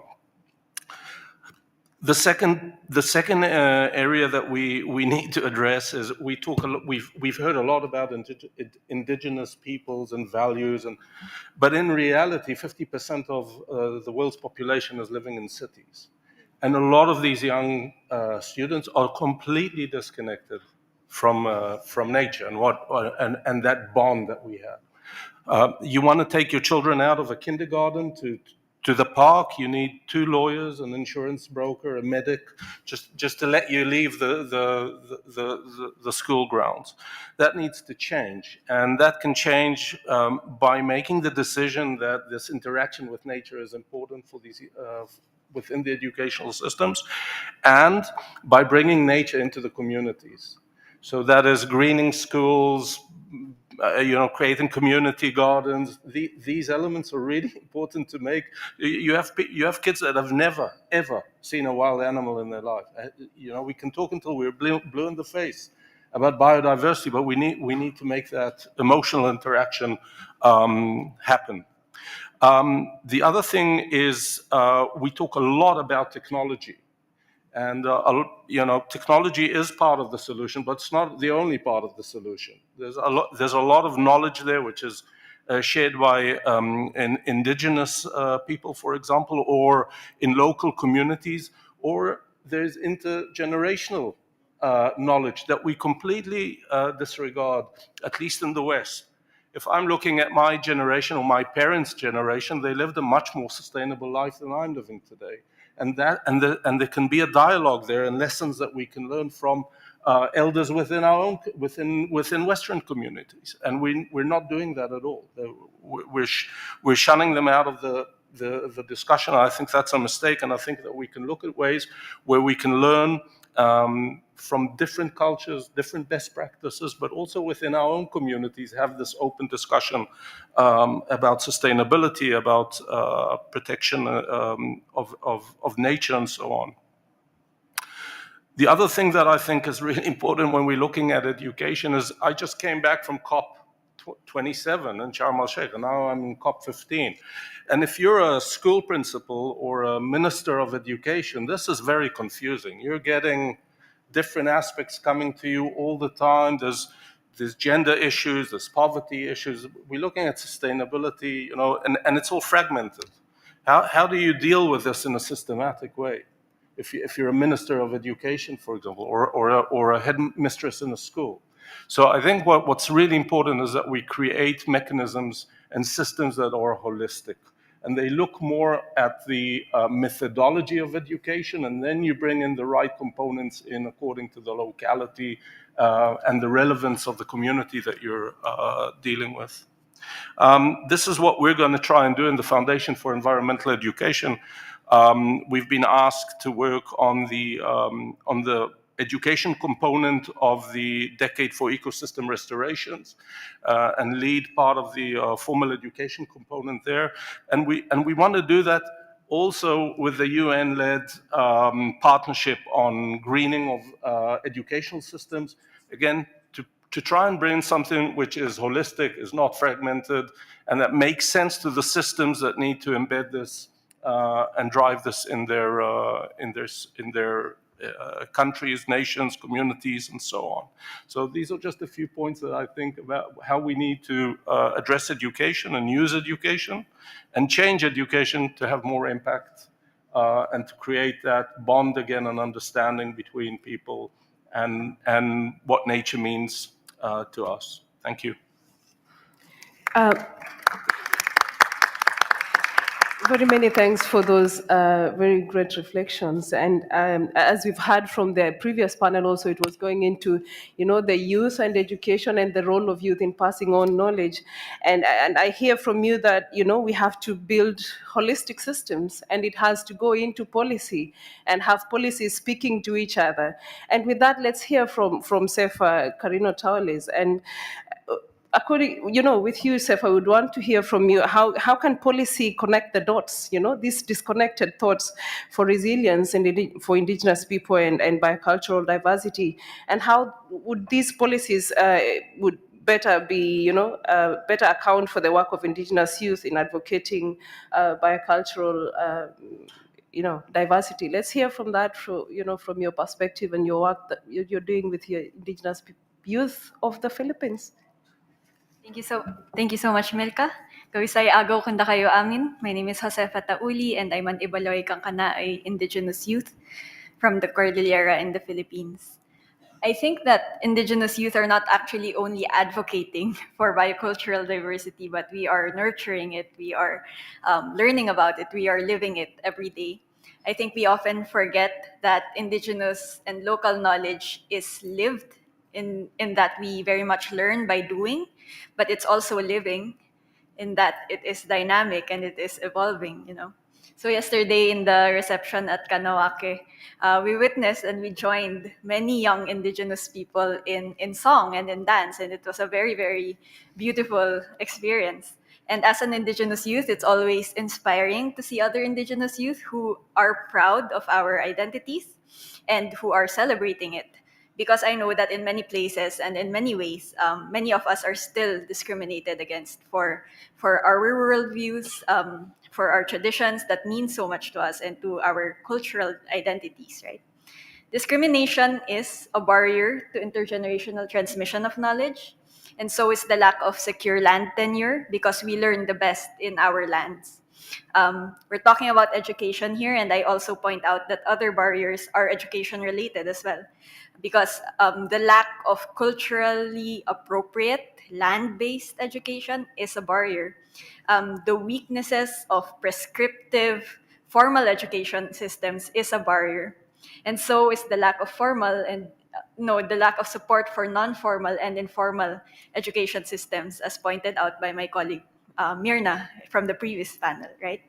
So when it comes to how policies can support indigenous youth and their work in enriching the world's biocultural diversity, I believe that policies will help by supporting indigenous peoples to continue to live on our lands, first of all, by securing our rights to land.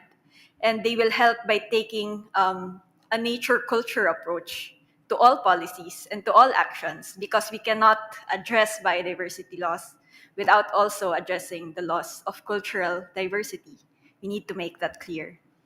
And our international and national and local policies need to transform education. It can be as simple as making education available in indigenous and local languages.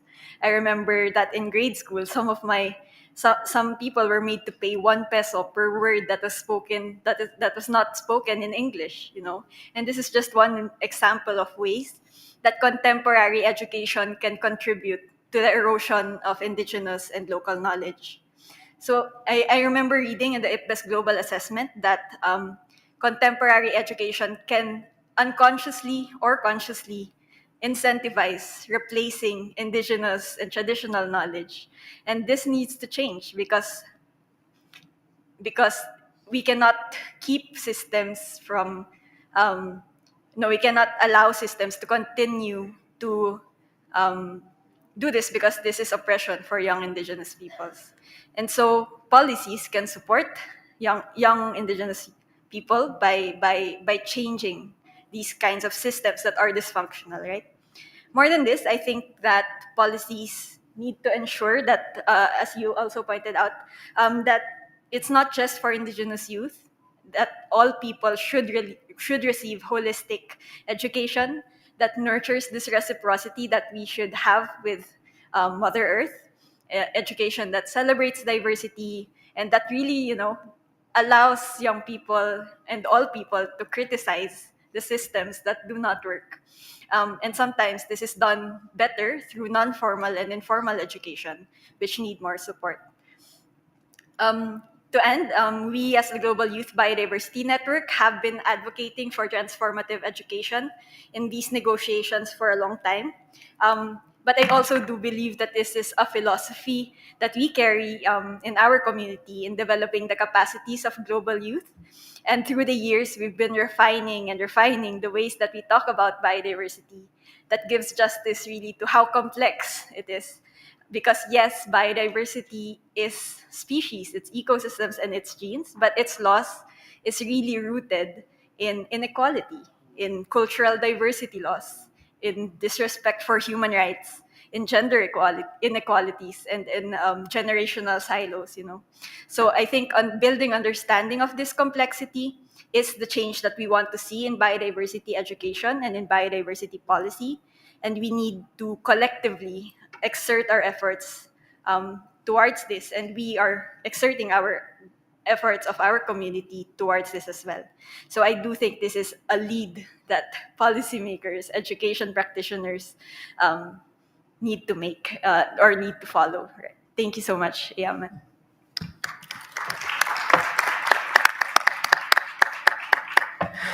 Thank you, Sefa. Of course, we can't say more about, how some systems work against each other instead of working together, including how education is framed and how one is working against the other.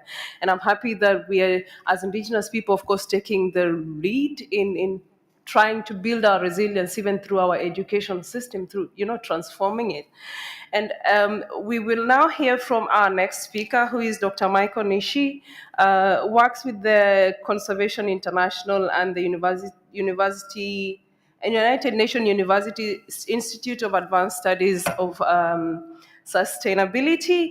And just borrowing from Indigenous people resilience, I think we would want to hear from you. How can we facilitate the communication of Indigenous people in local communities' resilience to ensure and also enhance biocultural diversity in the context of the post-2020 era? Thank you.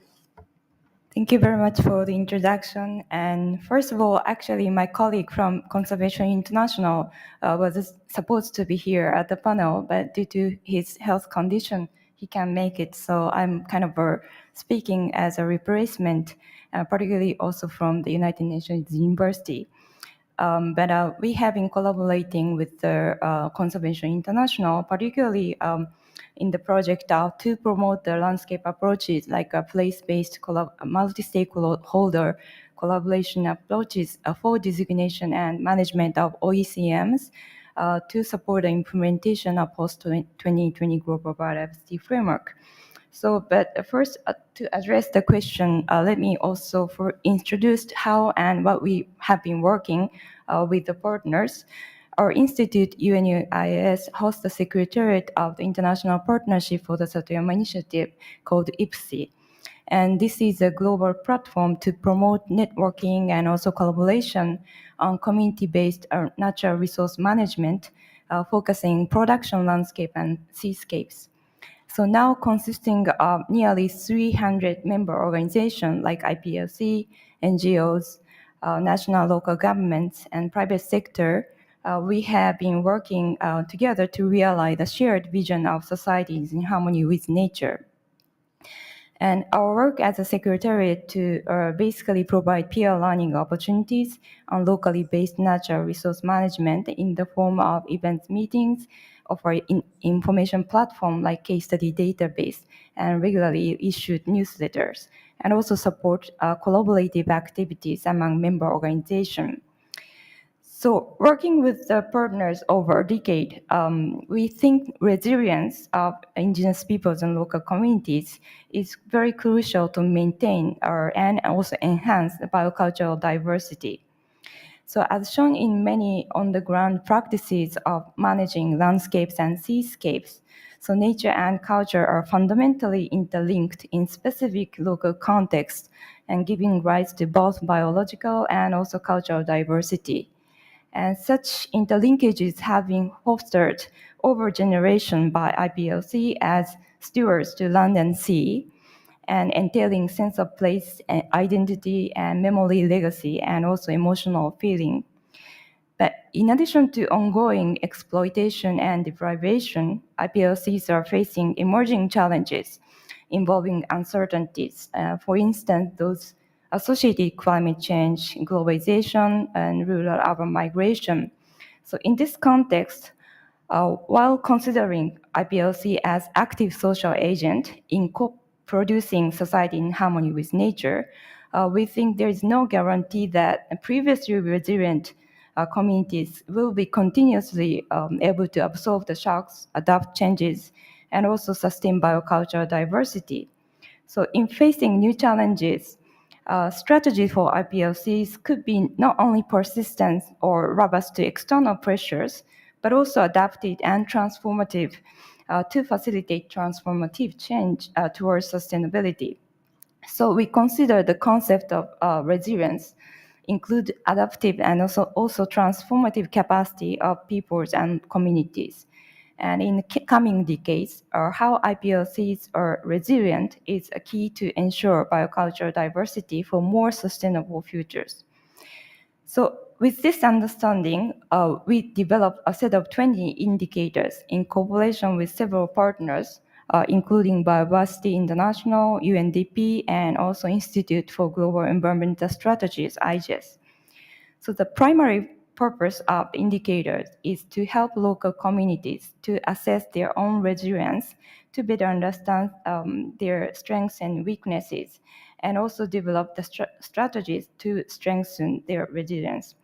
But importantly, the assessment process itself is designed to be participatory based on the community-based workshops to ensure the involvement of socially marginalized groups, women, youth, and elderly, and also the other stakeholders like local government officials from multiple sectors, NGOs, cooperatives, and unions. So this participatory process renders the set of indicators as a communication tool within and also beyond the local communities to engage key stakeholders in promoting adaptive co-management. Also, the indicators include both quantitative and qualitative indicators measured based on observation, perception, and experiences of IPLCs. So collectively assessing resilience in a community, so involving not only objectives but also subjective evaluation, often speaks to their own mindset and also worldviews, motivating and also inspiring them to take action to maintain and improve their resilience. So our resilience indicators have been used in many communities, at least over 20 different countries. But just as one example, the case of forest and milpa landscape in Mexico exemplify the participatory assessment process that led to the community's collective reflection and also development of local strategies. So here, under the framework of 2020-2030 country strategy of GES Small Grants Program, the local communities within the extensive region comprising 64 municipalities use the indicators to assess the landscape resilience with involvement of 40 local farmers from different communities. So they collectively identified human health as the most significant local threat, interlinking to agriculture, chemical use, water contamination, and also dietary habit change in indigenous peoples and local communities. So based on the assessment findings, the workshop participants developed the local strategies listing what they can do proactively, although noting many of the drivers actually derived from outside of the communities. So the inspiration gained through the workshop was also expressed in the remark by one of the workshop participants, saying to take care of the land means taking care of ourselves. So the proposed local action includes sharing values of healthy traditional diets with children, communicating with the people within their own communities about pesticide problems, and also making alliance with other organizations beyond their community to address the water contamination. So we can say the resilience indicators could be a useful tool to facilitate communication within and beyond the IBLCs, helping to motivate and also encourage inspirational action by key stakeholders to engage in enhancing biocultural diversity in the post-2020 context. Thank you very much.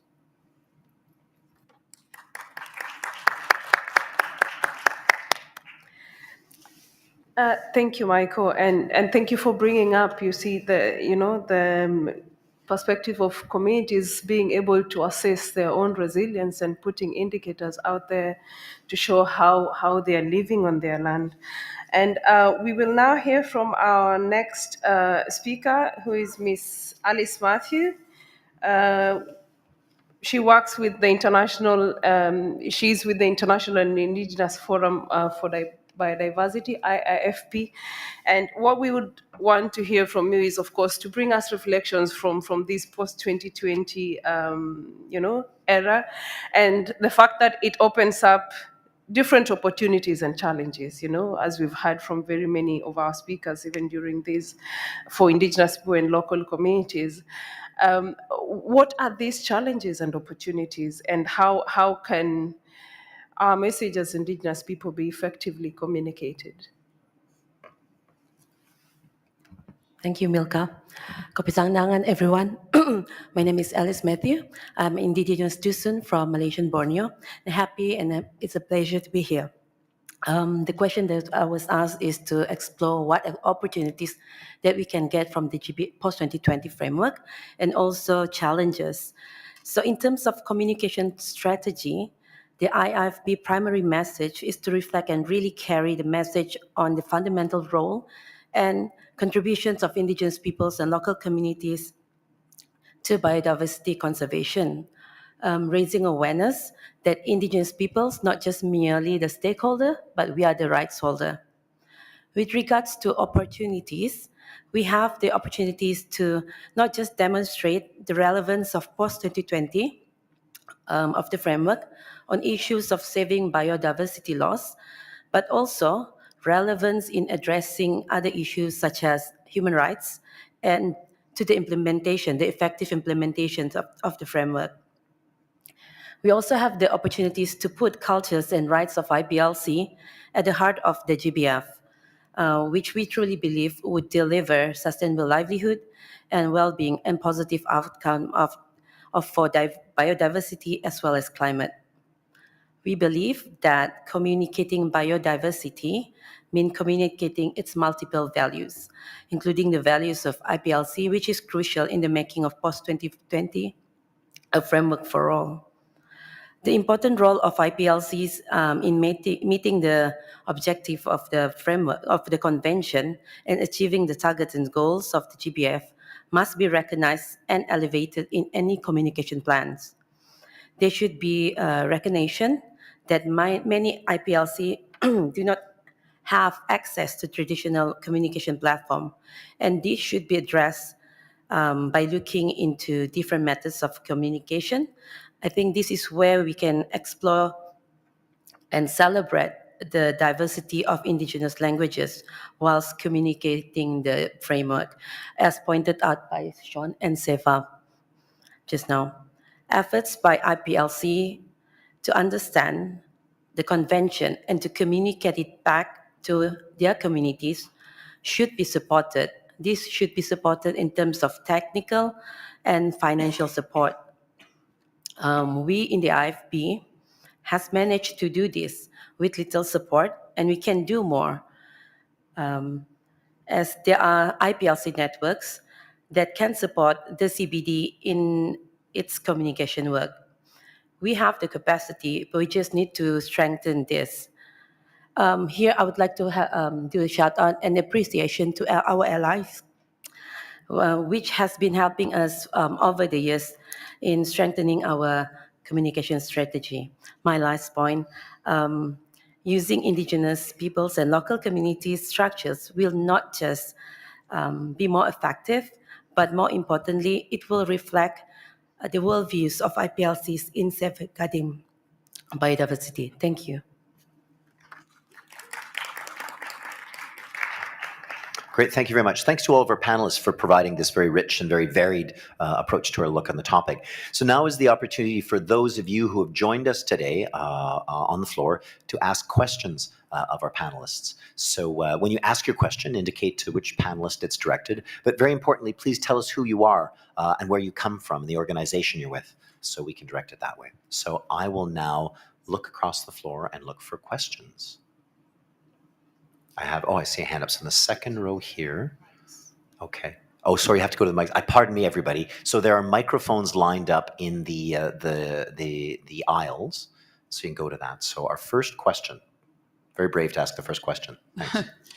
Oh, thank you very much to all the panelists for a great discussion there. My name is Christina Swiderska. I'm the head of the Biocultural Heritage Program at IIED, International Institute for Environment and Development. There is mounting evidence of the role of indigenous peoples and local communities in nature conservation. We have IPBES, we have clear evidence presented at this conference, how indigenous worldviews are holistic and embed nature, how their values, how their creation stories. This link is so intimate. We have the joint program of work of the Biodiversity Convention and UNESCO for 10 years, the Nature Culture Summits that have gone before. And yet I observe, even in this gathering, we've had 2 presentations which have barely mentioned culture. I think there's still a huge blind spot when it comes to culture. I think there are some powerful organizations that are promoting very much ecological concepts without making the link with culture, like, for example, nature-based solutions, ecosystem-based adaptation, which, if people don't know much about this, nature and biodiversity, big companies can really have a negative impact on culture by taking the wrong approach. So my question is to anybody really, but could you say anything specific about how we can raise awareness and change the mindsets of the CBD negotiators, the parties? I think the movement that's been happening that I just sort of briefly went over, I think this is helping, but I don't think it's enough. What more can we do? And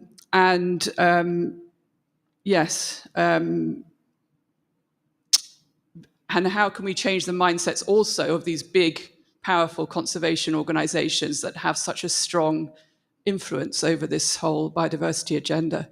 Thank you very much. Great, thank you very much. She's opened it. Oh, looks like Daniel's already ready. Go, please.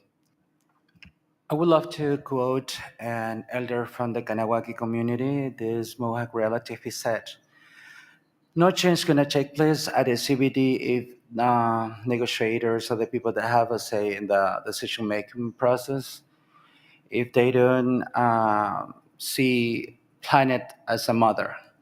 So I think it's simple as that. If we don't see planet Earth as a mother, then there's no change, to be expected out of it. So I think that's the basics for us, just to elaborate all the layers on how to, to have this approach. And, it's been, reiterated every time when we work, around a mentorship program for 27 mentees from Global South, meaning Indonesia, Brazil, Panama. And, and these notions in how to name Mother Earth, or how to relate to the planet as a mother, it's actually, the approach just to expect a new mindset, I would say that. So I would love just to quote the elder that, 2 nights ago, he mentioned that, and I thought it was really brilliant. Thank you, David. Do any other panelists want to weigh in? Because I think there was a lot of discussions there about, some of these other nature-positive, nature-based solutions that don't seem to be anchored in any question of culture. Could we have another panelist address that too?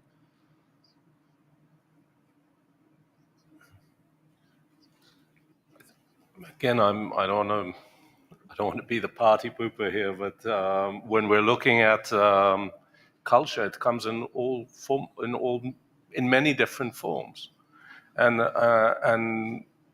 we need to be brave enough also to address maybe the culture which is not the choir.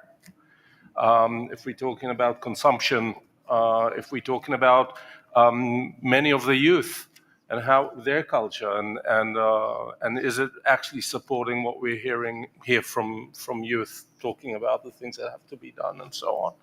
So I think we need to be brave about this, and we need to think a little bit outside of the box, and outside of this group of people, which is in most cases committed and believes in what we're doing, and recognize the fact that there's a lot of other cultures, not like this, but there are other cultures that are not connecting to what we're trying to say. Well, there's a gap there, and we need to figure out how we close that gap. And that's a huge and difficult task to do, because we're dealing with realities which have gone very far, in many cases beyond what we think is the point of no return, almost, in the way that our culture behaves. So I think for me, that's the big challenge. It's really figuring out how we connect to now. The people here, there's a lot to learn from the indigenous knowledge and the spirituality and so on. But then, you look at some of the churches, for example, and they're not connected. They're also spiritual organizations. They're not connected to what we're talking about, or they're not preaching it at all. So there's a gap in this. There's a culture gap that we need to figure out how we close. And for me, that's the biggest challenge. I think it's one of the hardest things that we're trying to do through our school network all around the world, because it's very diverse, and people are thinking very differently about these things. Great, thanks very much. Josefa, let me give you a chance to answer, but then we'll go to the next question at the mic after that. So Josefa. Yes, thank you. Just briefly. I do remember at some point in these 4-year negotiations, we had really, really tried very hard to put language on education on biodiversity and cultural diversity.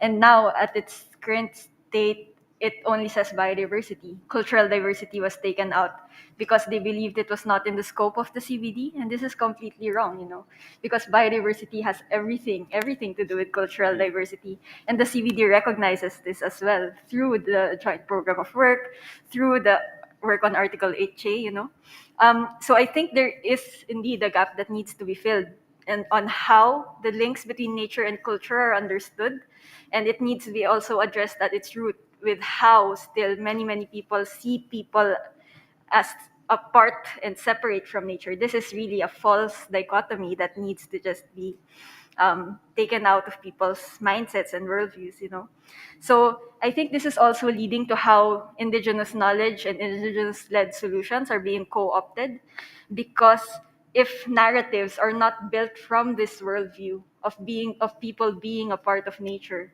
then they miss the mark, really. And even if you try to save it by saying yes, but we'll involve indigenous peoples, if we will consult indigenous peoples, if it's built up from the beginning without these values of reciprocity, then they just won't work. They are not effective, and they are not equitable, and they should not be continued to be pushed and enforced upon us by other people. Great, thanks very much. So let's take the question from the microphone over here. Please let us know who you are. Bonjour. Hi, my name is Annie Langlois. I work for the Canadian Wildlife Federation. I've had the chance of managing a very well-known public education program here in Canada called Hinterland Who's Who.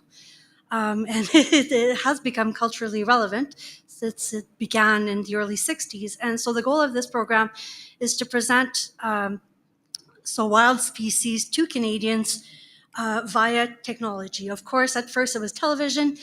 We presented short videos about the wildlife species and some information sheets as well.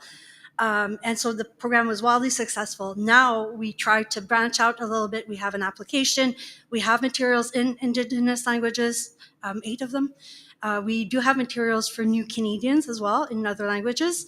I'm just curious, though, how other organizations are dealing with the race with social media and how to reach younger people, not necessarily children, but basically teenagers and young adults, because the new means of communicating are being invented every day, it seems. And so this is one of our challenges, actually. So I'm just curious about your thoughts on that. Great, thanks for the question. And just as a Canadian who grew up watching Hinterland Who's Who, it's great to know you're making those changes. Any male from the panel who can address this thing is how can we, engage these other new audiences, these younger audiences, and we're talking about all for that group. Sean, you want to take that? Thank you.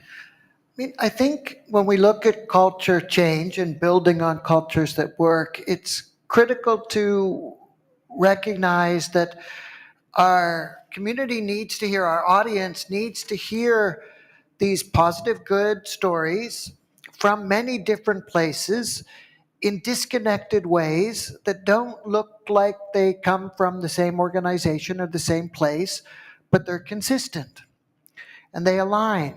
And they align biodiversity with climate change. They don't fetishize penguins over pangolins. They deal with the complexity. And for me, social media is a wonderful space for certain communities to share stories in elegant ways. And we're learning a lot that, that the David Attenborough beautifully produced piece is a super powerful part of the mosaic. But the crowd created little piece from a young child in Peru or Belize can be just as powerful for shifting behavior. And I think that's where I get excited by the idea of a coalition working on this, because what we really want to do is have the people who are good at producing content for that space, whether it be TikTok or Facebook, in the language that their community wants, Quechua, Aymara, Kiswahili, it doesn't matter. But more of those stories in more languages on more platforms. We need sort of a tsunami of messages all aligned up in the same way, all based on real grassroots truths and grassroots heroes based in a cultural framework. So for me, I love what you're doing. In improv theater, they say, there's one rule. You can never say no. You have to say yes and. Yes and. And as we grow this, we have to look at what everyone adds to the mix and say yes and, yes and. And how do we get a billion more yes ands? Great. Thanks, Sean. Daniel, did you want to weigh in too? We have a program which is called Young Reporters for the Environment. And it's a program where we take people between the ages of 11 and 25 in different age groups, and we teach them how to use media tools in order to tell a story that they feel passionate about to their community, to their peers, and so on.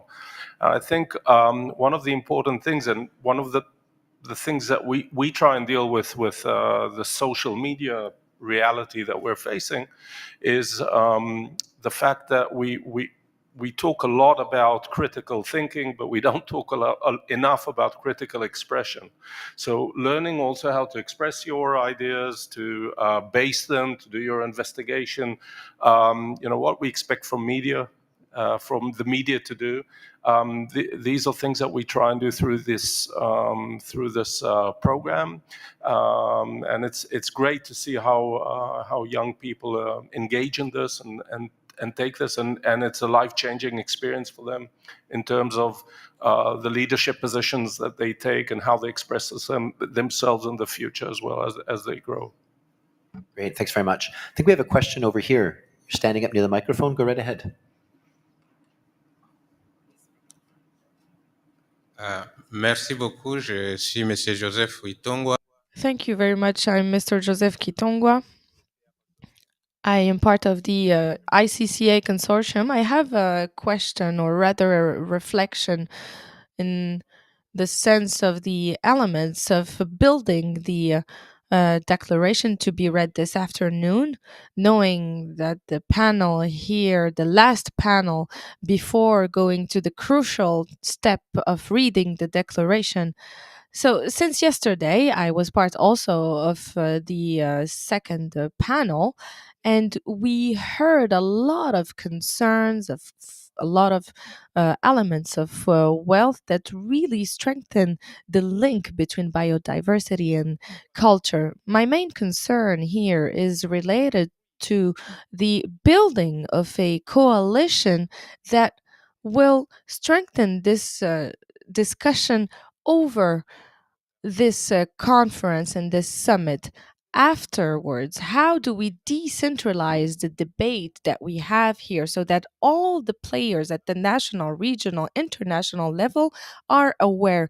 We had a good reflection about the commitment and the engagement of other players, the religious people and other, to strengthen further and teach and also integrate in policies in a practical and strengthened way the link between culture and biodiversity. We have a lot of experience in sub-regions. For example, we have the heritage of indigenous people consortium, we have the Paris CCA and other partners and players, and this builds a way of strengthening this dialogue in some areas where we have the strong influence of culture and nature. So this is my open reflection, and I would like to hear from you some recommendations in order to strengthen further the declaration. Thank you for your question. Last one before this declaration moves forward. So, how can we look at, some of the things we talked about is the decentralization of debates, the decentralization of voices.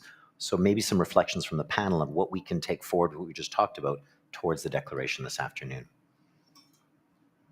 I'm going to look at my panelists. Who's leaning forward? Alice, please. Yeah, thanks for the question, Joseph. I think IPLC here has been very vocal into inclusion of cultures in the communication strategy. What we can offer from the IFB is, because IFB is a network of indigenous peoples and local communities from the 7 social cultural regions of the world, what we can do at the national level, we call upon the states to work with us, to have a platform, to have open conversation, open dialogues, to really understand where we're coming from. I think in that way, it can build understanding, better understanding, a platform at the national level. Because in this space, we only have, 2 weeks? It's very short. There's a lot of things that we were discussing here. When we want to make transformational change, it needs to begin at the ground level, and it needs to include with the indigenous peoples and local communities who are experiencing all this, celebrating the culture on the ground. Yeah, that's all for me. Great, thank you very much. So this is about a project that's not just here now in the declaration, but really rooting it in what we're going to be doing afterwards as well. Another? Yeah, please. Thank you. I think to move forward, I think multi-level kind of interactive and also our mechanism to kind of keep dialogue and also keep momentum to move forward should be really kind of critical. And I think the shared vision and values kind of expressed in the declaration should be also kind of one of the key driver to move forward. But I think to make it kind of longer, kind of living kind of document, I think it would be good to actually kind of construct some mechanism, but also building on the existing network and also association and collaboration of the partners. So just as an example, as our network started with a 51-member organization, but also over a decade, like it grew like around 300 organizations. And I think it's somehow open to diverse kinds of organization. So I think some kind of openness kind of to kind of welcome diverse organization rather than kind of having some kind of conflicting kind of views, but I think some platform also try to make it multi-level and also inclusive mechanism could be important, also building on some existing networks. Just reflection. Great, okay, thank you very much. I want to get to more questions here, so we've got another question from the mic, please. Thanks very much to the panel. I'm Tom Dixon from Forest Peoples Programme. And a really interesting discussion here. And I'd just like to sort of pose a couple of questions. Sean, I think you kind of touched on a lot of this here, but we're talking about here influencing many, many parties, many, many different actors in this space. But we're talking about 30 by 30. Of course, 30 by 30 is what's making the news, and it's probably what's going to come out of this thing as, the 1.5, the big moment. we're all here together. How do we convince the audience that we're here together with of the importance of nature and culture?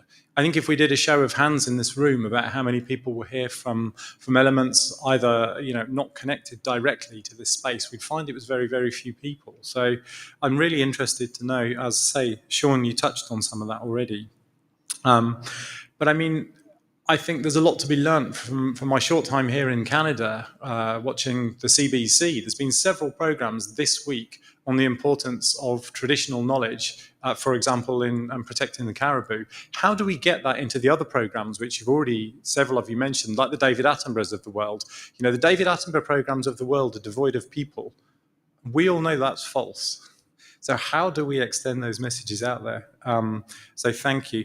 And then my second part to my question was, what would a real resource look like or potentially for IIFB or for other actors in this space to learn and connect that? Several of us here have been connected for several years through a CBD initiative, the communication working group. How do we make sure that that carries on into the future and expands to make sure that all of us get the chance to get those messages out there? Thank you very much. Great. Thanks very much, Tom. So I'm going to try to, maybe we can go across the panel because he's got a couple of questions there. Give short little answers so we can get ready to get our closing remarks there. Sean, you want to start?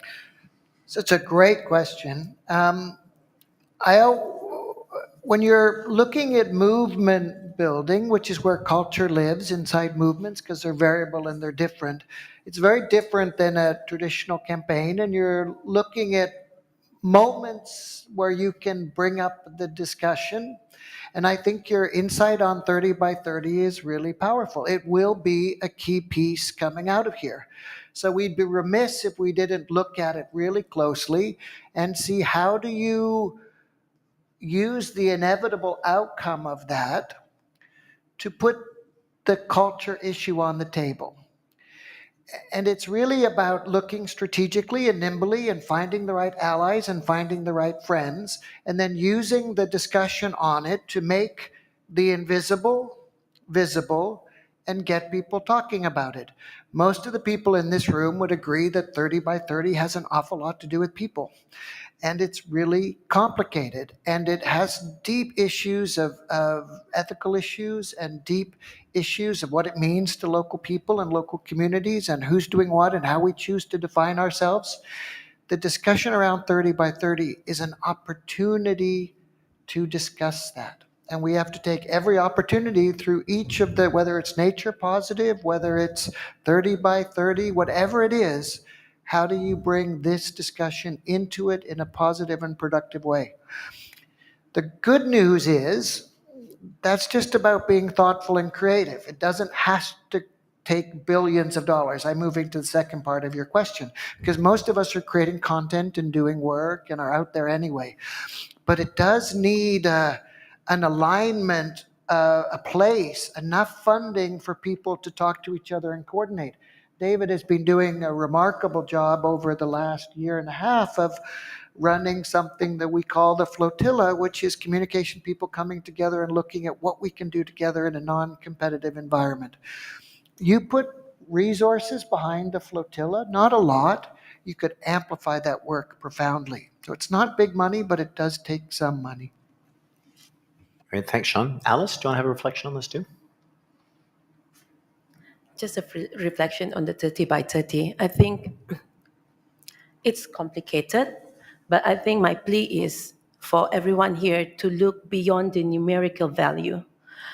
It needs to move into thinking about equity and also the diverse values that brought in by indigenous peoples. How to solve it is a question mark for me, but it needs effort by everyone. Thank you. Michael. Thank you. I think I also agree that rather than numerical targets, actually quality of management and practices should be really important.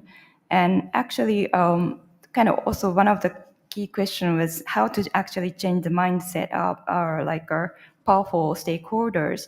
That's really a challenge. But I think there are still a kind of lack of evidence, and also because I think documenting kind of practices on the ground is still for more needed, and to know more from the ground and also experiences that also provide some suggestions to kind of manage the area in a good quality manner. So I think resource needs to be also given, and attention needs to be given to such kind of on the ground practices that are actually doing some more sustainable practices.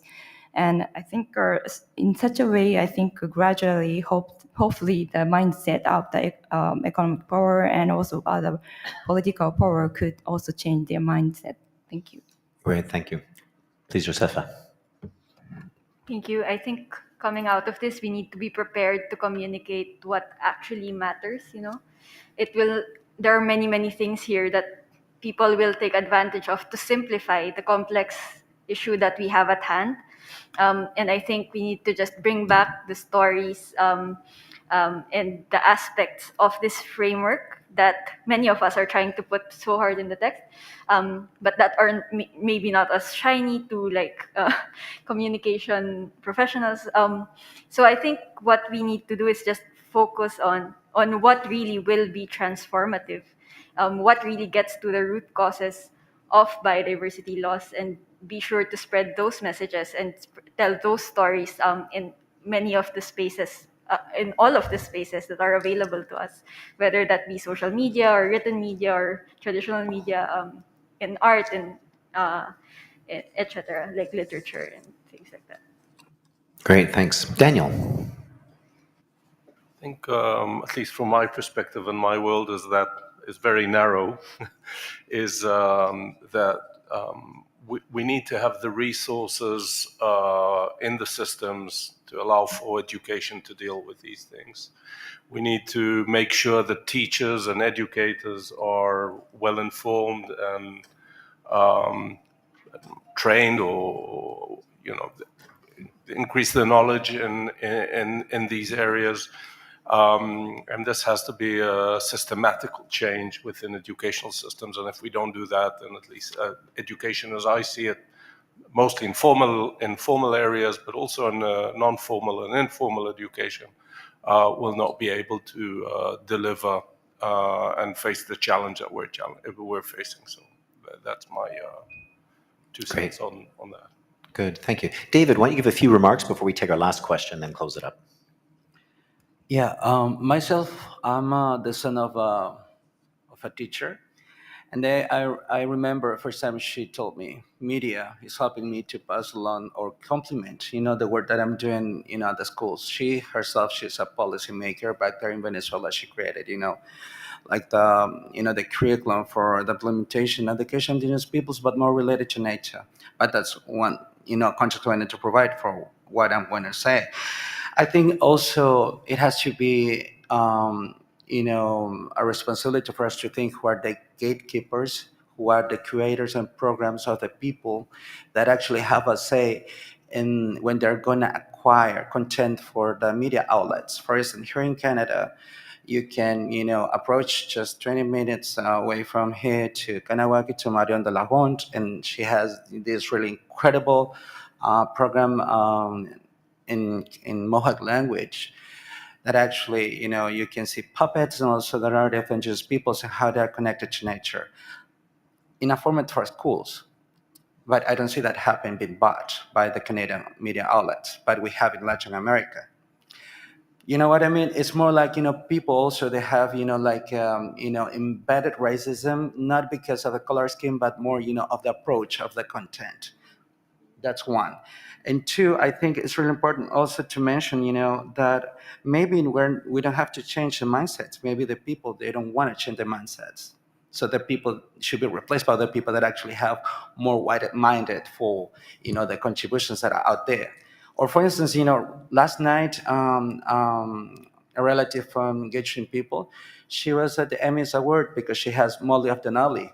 And it's a very beautiful animation program for indigenous based indigenous kids, but are meant for, other kids. So for them, to have notions of indigenous children and also notion of the nature. So I would say for me, it is not also to recognize that there are really big infrastructures that need content, but also like, money, infrastructure. But I think it's more important just sometimes we don't recognize that there are contributions out there just because we don't like it, because we don't have the proper messages to have the approach to it. And then those contents are not spread properly because of the barrier that we have against it. And I think it's more a pretty holistic approach that we have, but also just to, put on the table on a radar that are contributions nearby. That just wanted to mention that. Great, thank you very much. So we'll take this last question. I won't do like I did and put it to all the panelists because we'll have the reflection, but please ask your question. Merci, bonjour, Claude Saint-Jard. Good morning, Claude Saint-Jar. I am the journalist of the student newspaper of the Radio Student.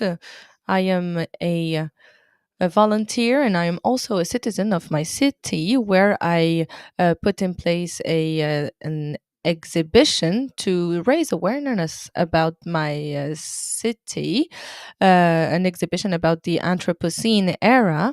The exhibit was refused because it wasn't artistic enough or cultural enough, and I had some images of birds, and also had images of monkeys, of other species. So I do not take it personally, but I put a description of the exhibition, and I mentioned this is enough. But this approach was quite radical for the people that I do where I did it. So now I am asking you: do you have any suggestions in terms of managing the exhibitions in libraries that would balance art and culture and science? Thank you. Merci. Donc, on voit peut-être. To his exhibition. Anyone ready to?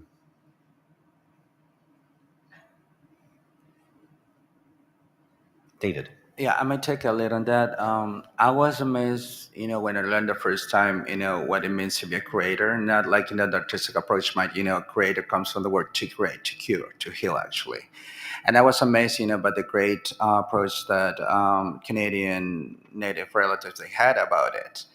And yeah, maybe the venues are not, the right ones just to have the dialogue with.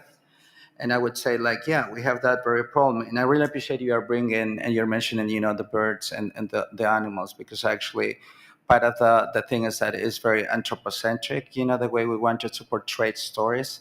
And yet we don't, get to know the endemic species of our communities. I mean, that are part of our, reality around, or like, the migrating species, transiting our communities.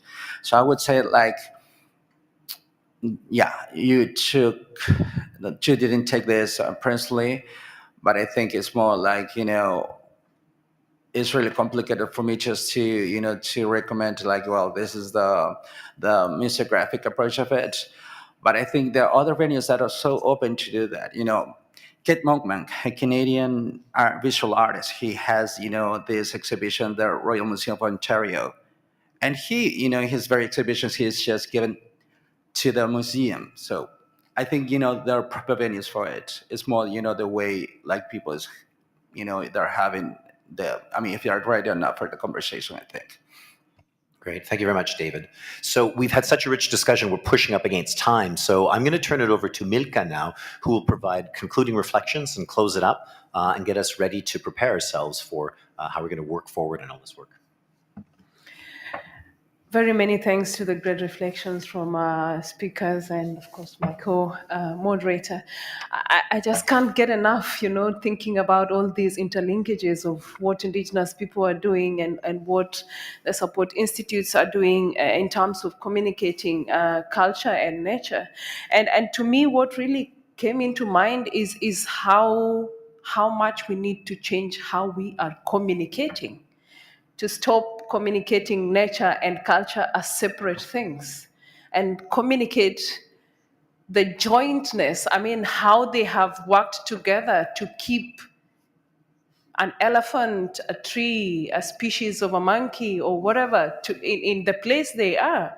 And I think really what we need to come out of this with, is even if it is not going to be in the framework, is to look at the influence of the big media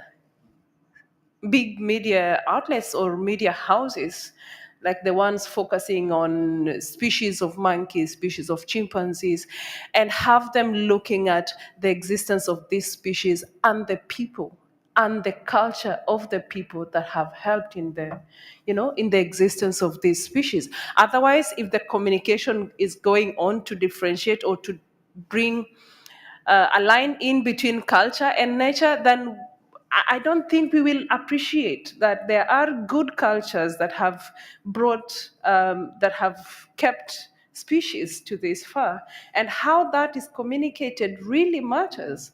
And I can't underscore the function of social media, and the fact that really young people have to be able to communicate this, and hoping that even as we look into bringing nature to people, especially to populations living in the cities, we can still bring with the humanity and the culture that has sustained the nature that people want to look at from a different perspective. And this really needs to go, even if not to the framework, but needs to be communicated in the right way.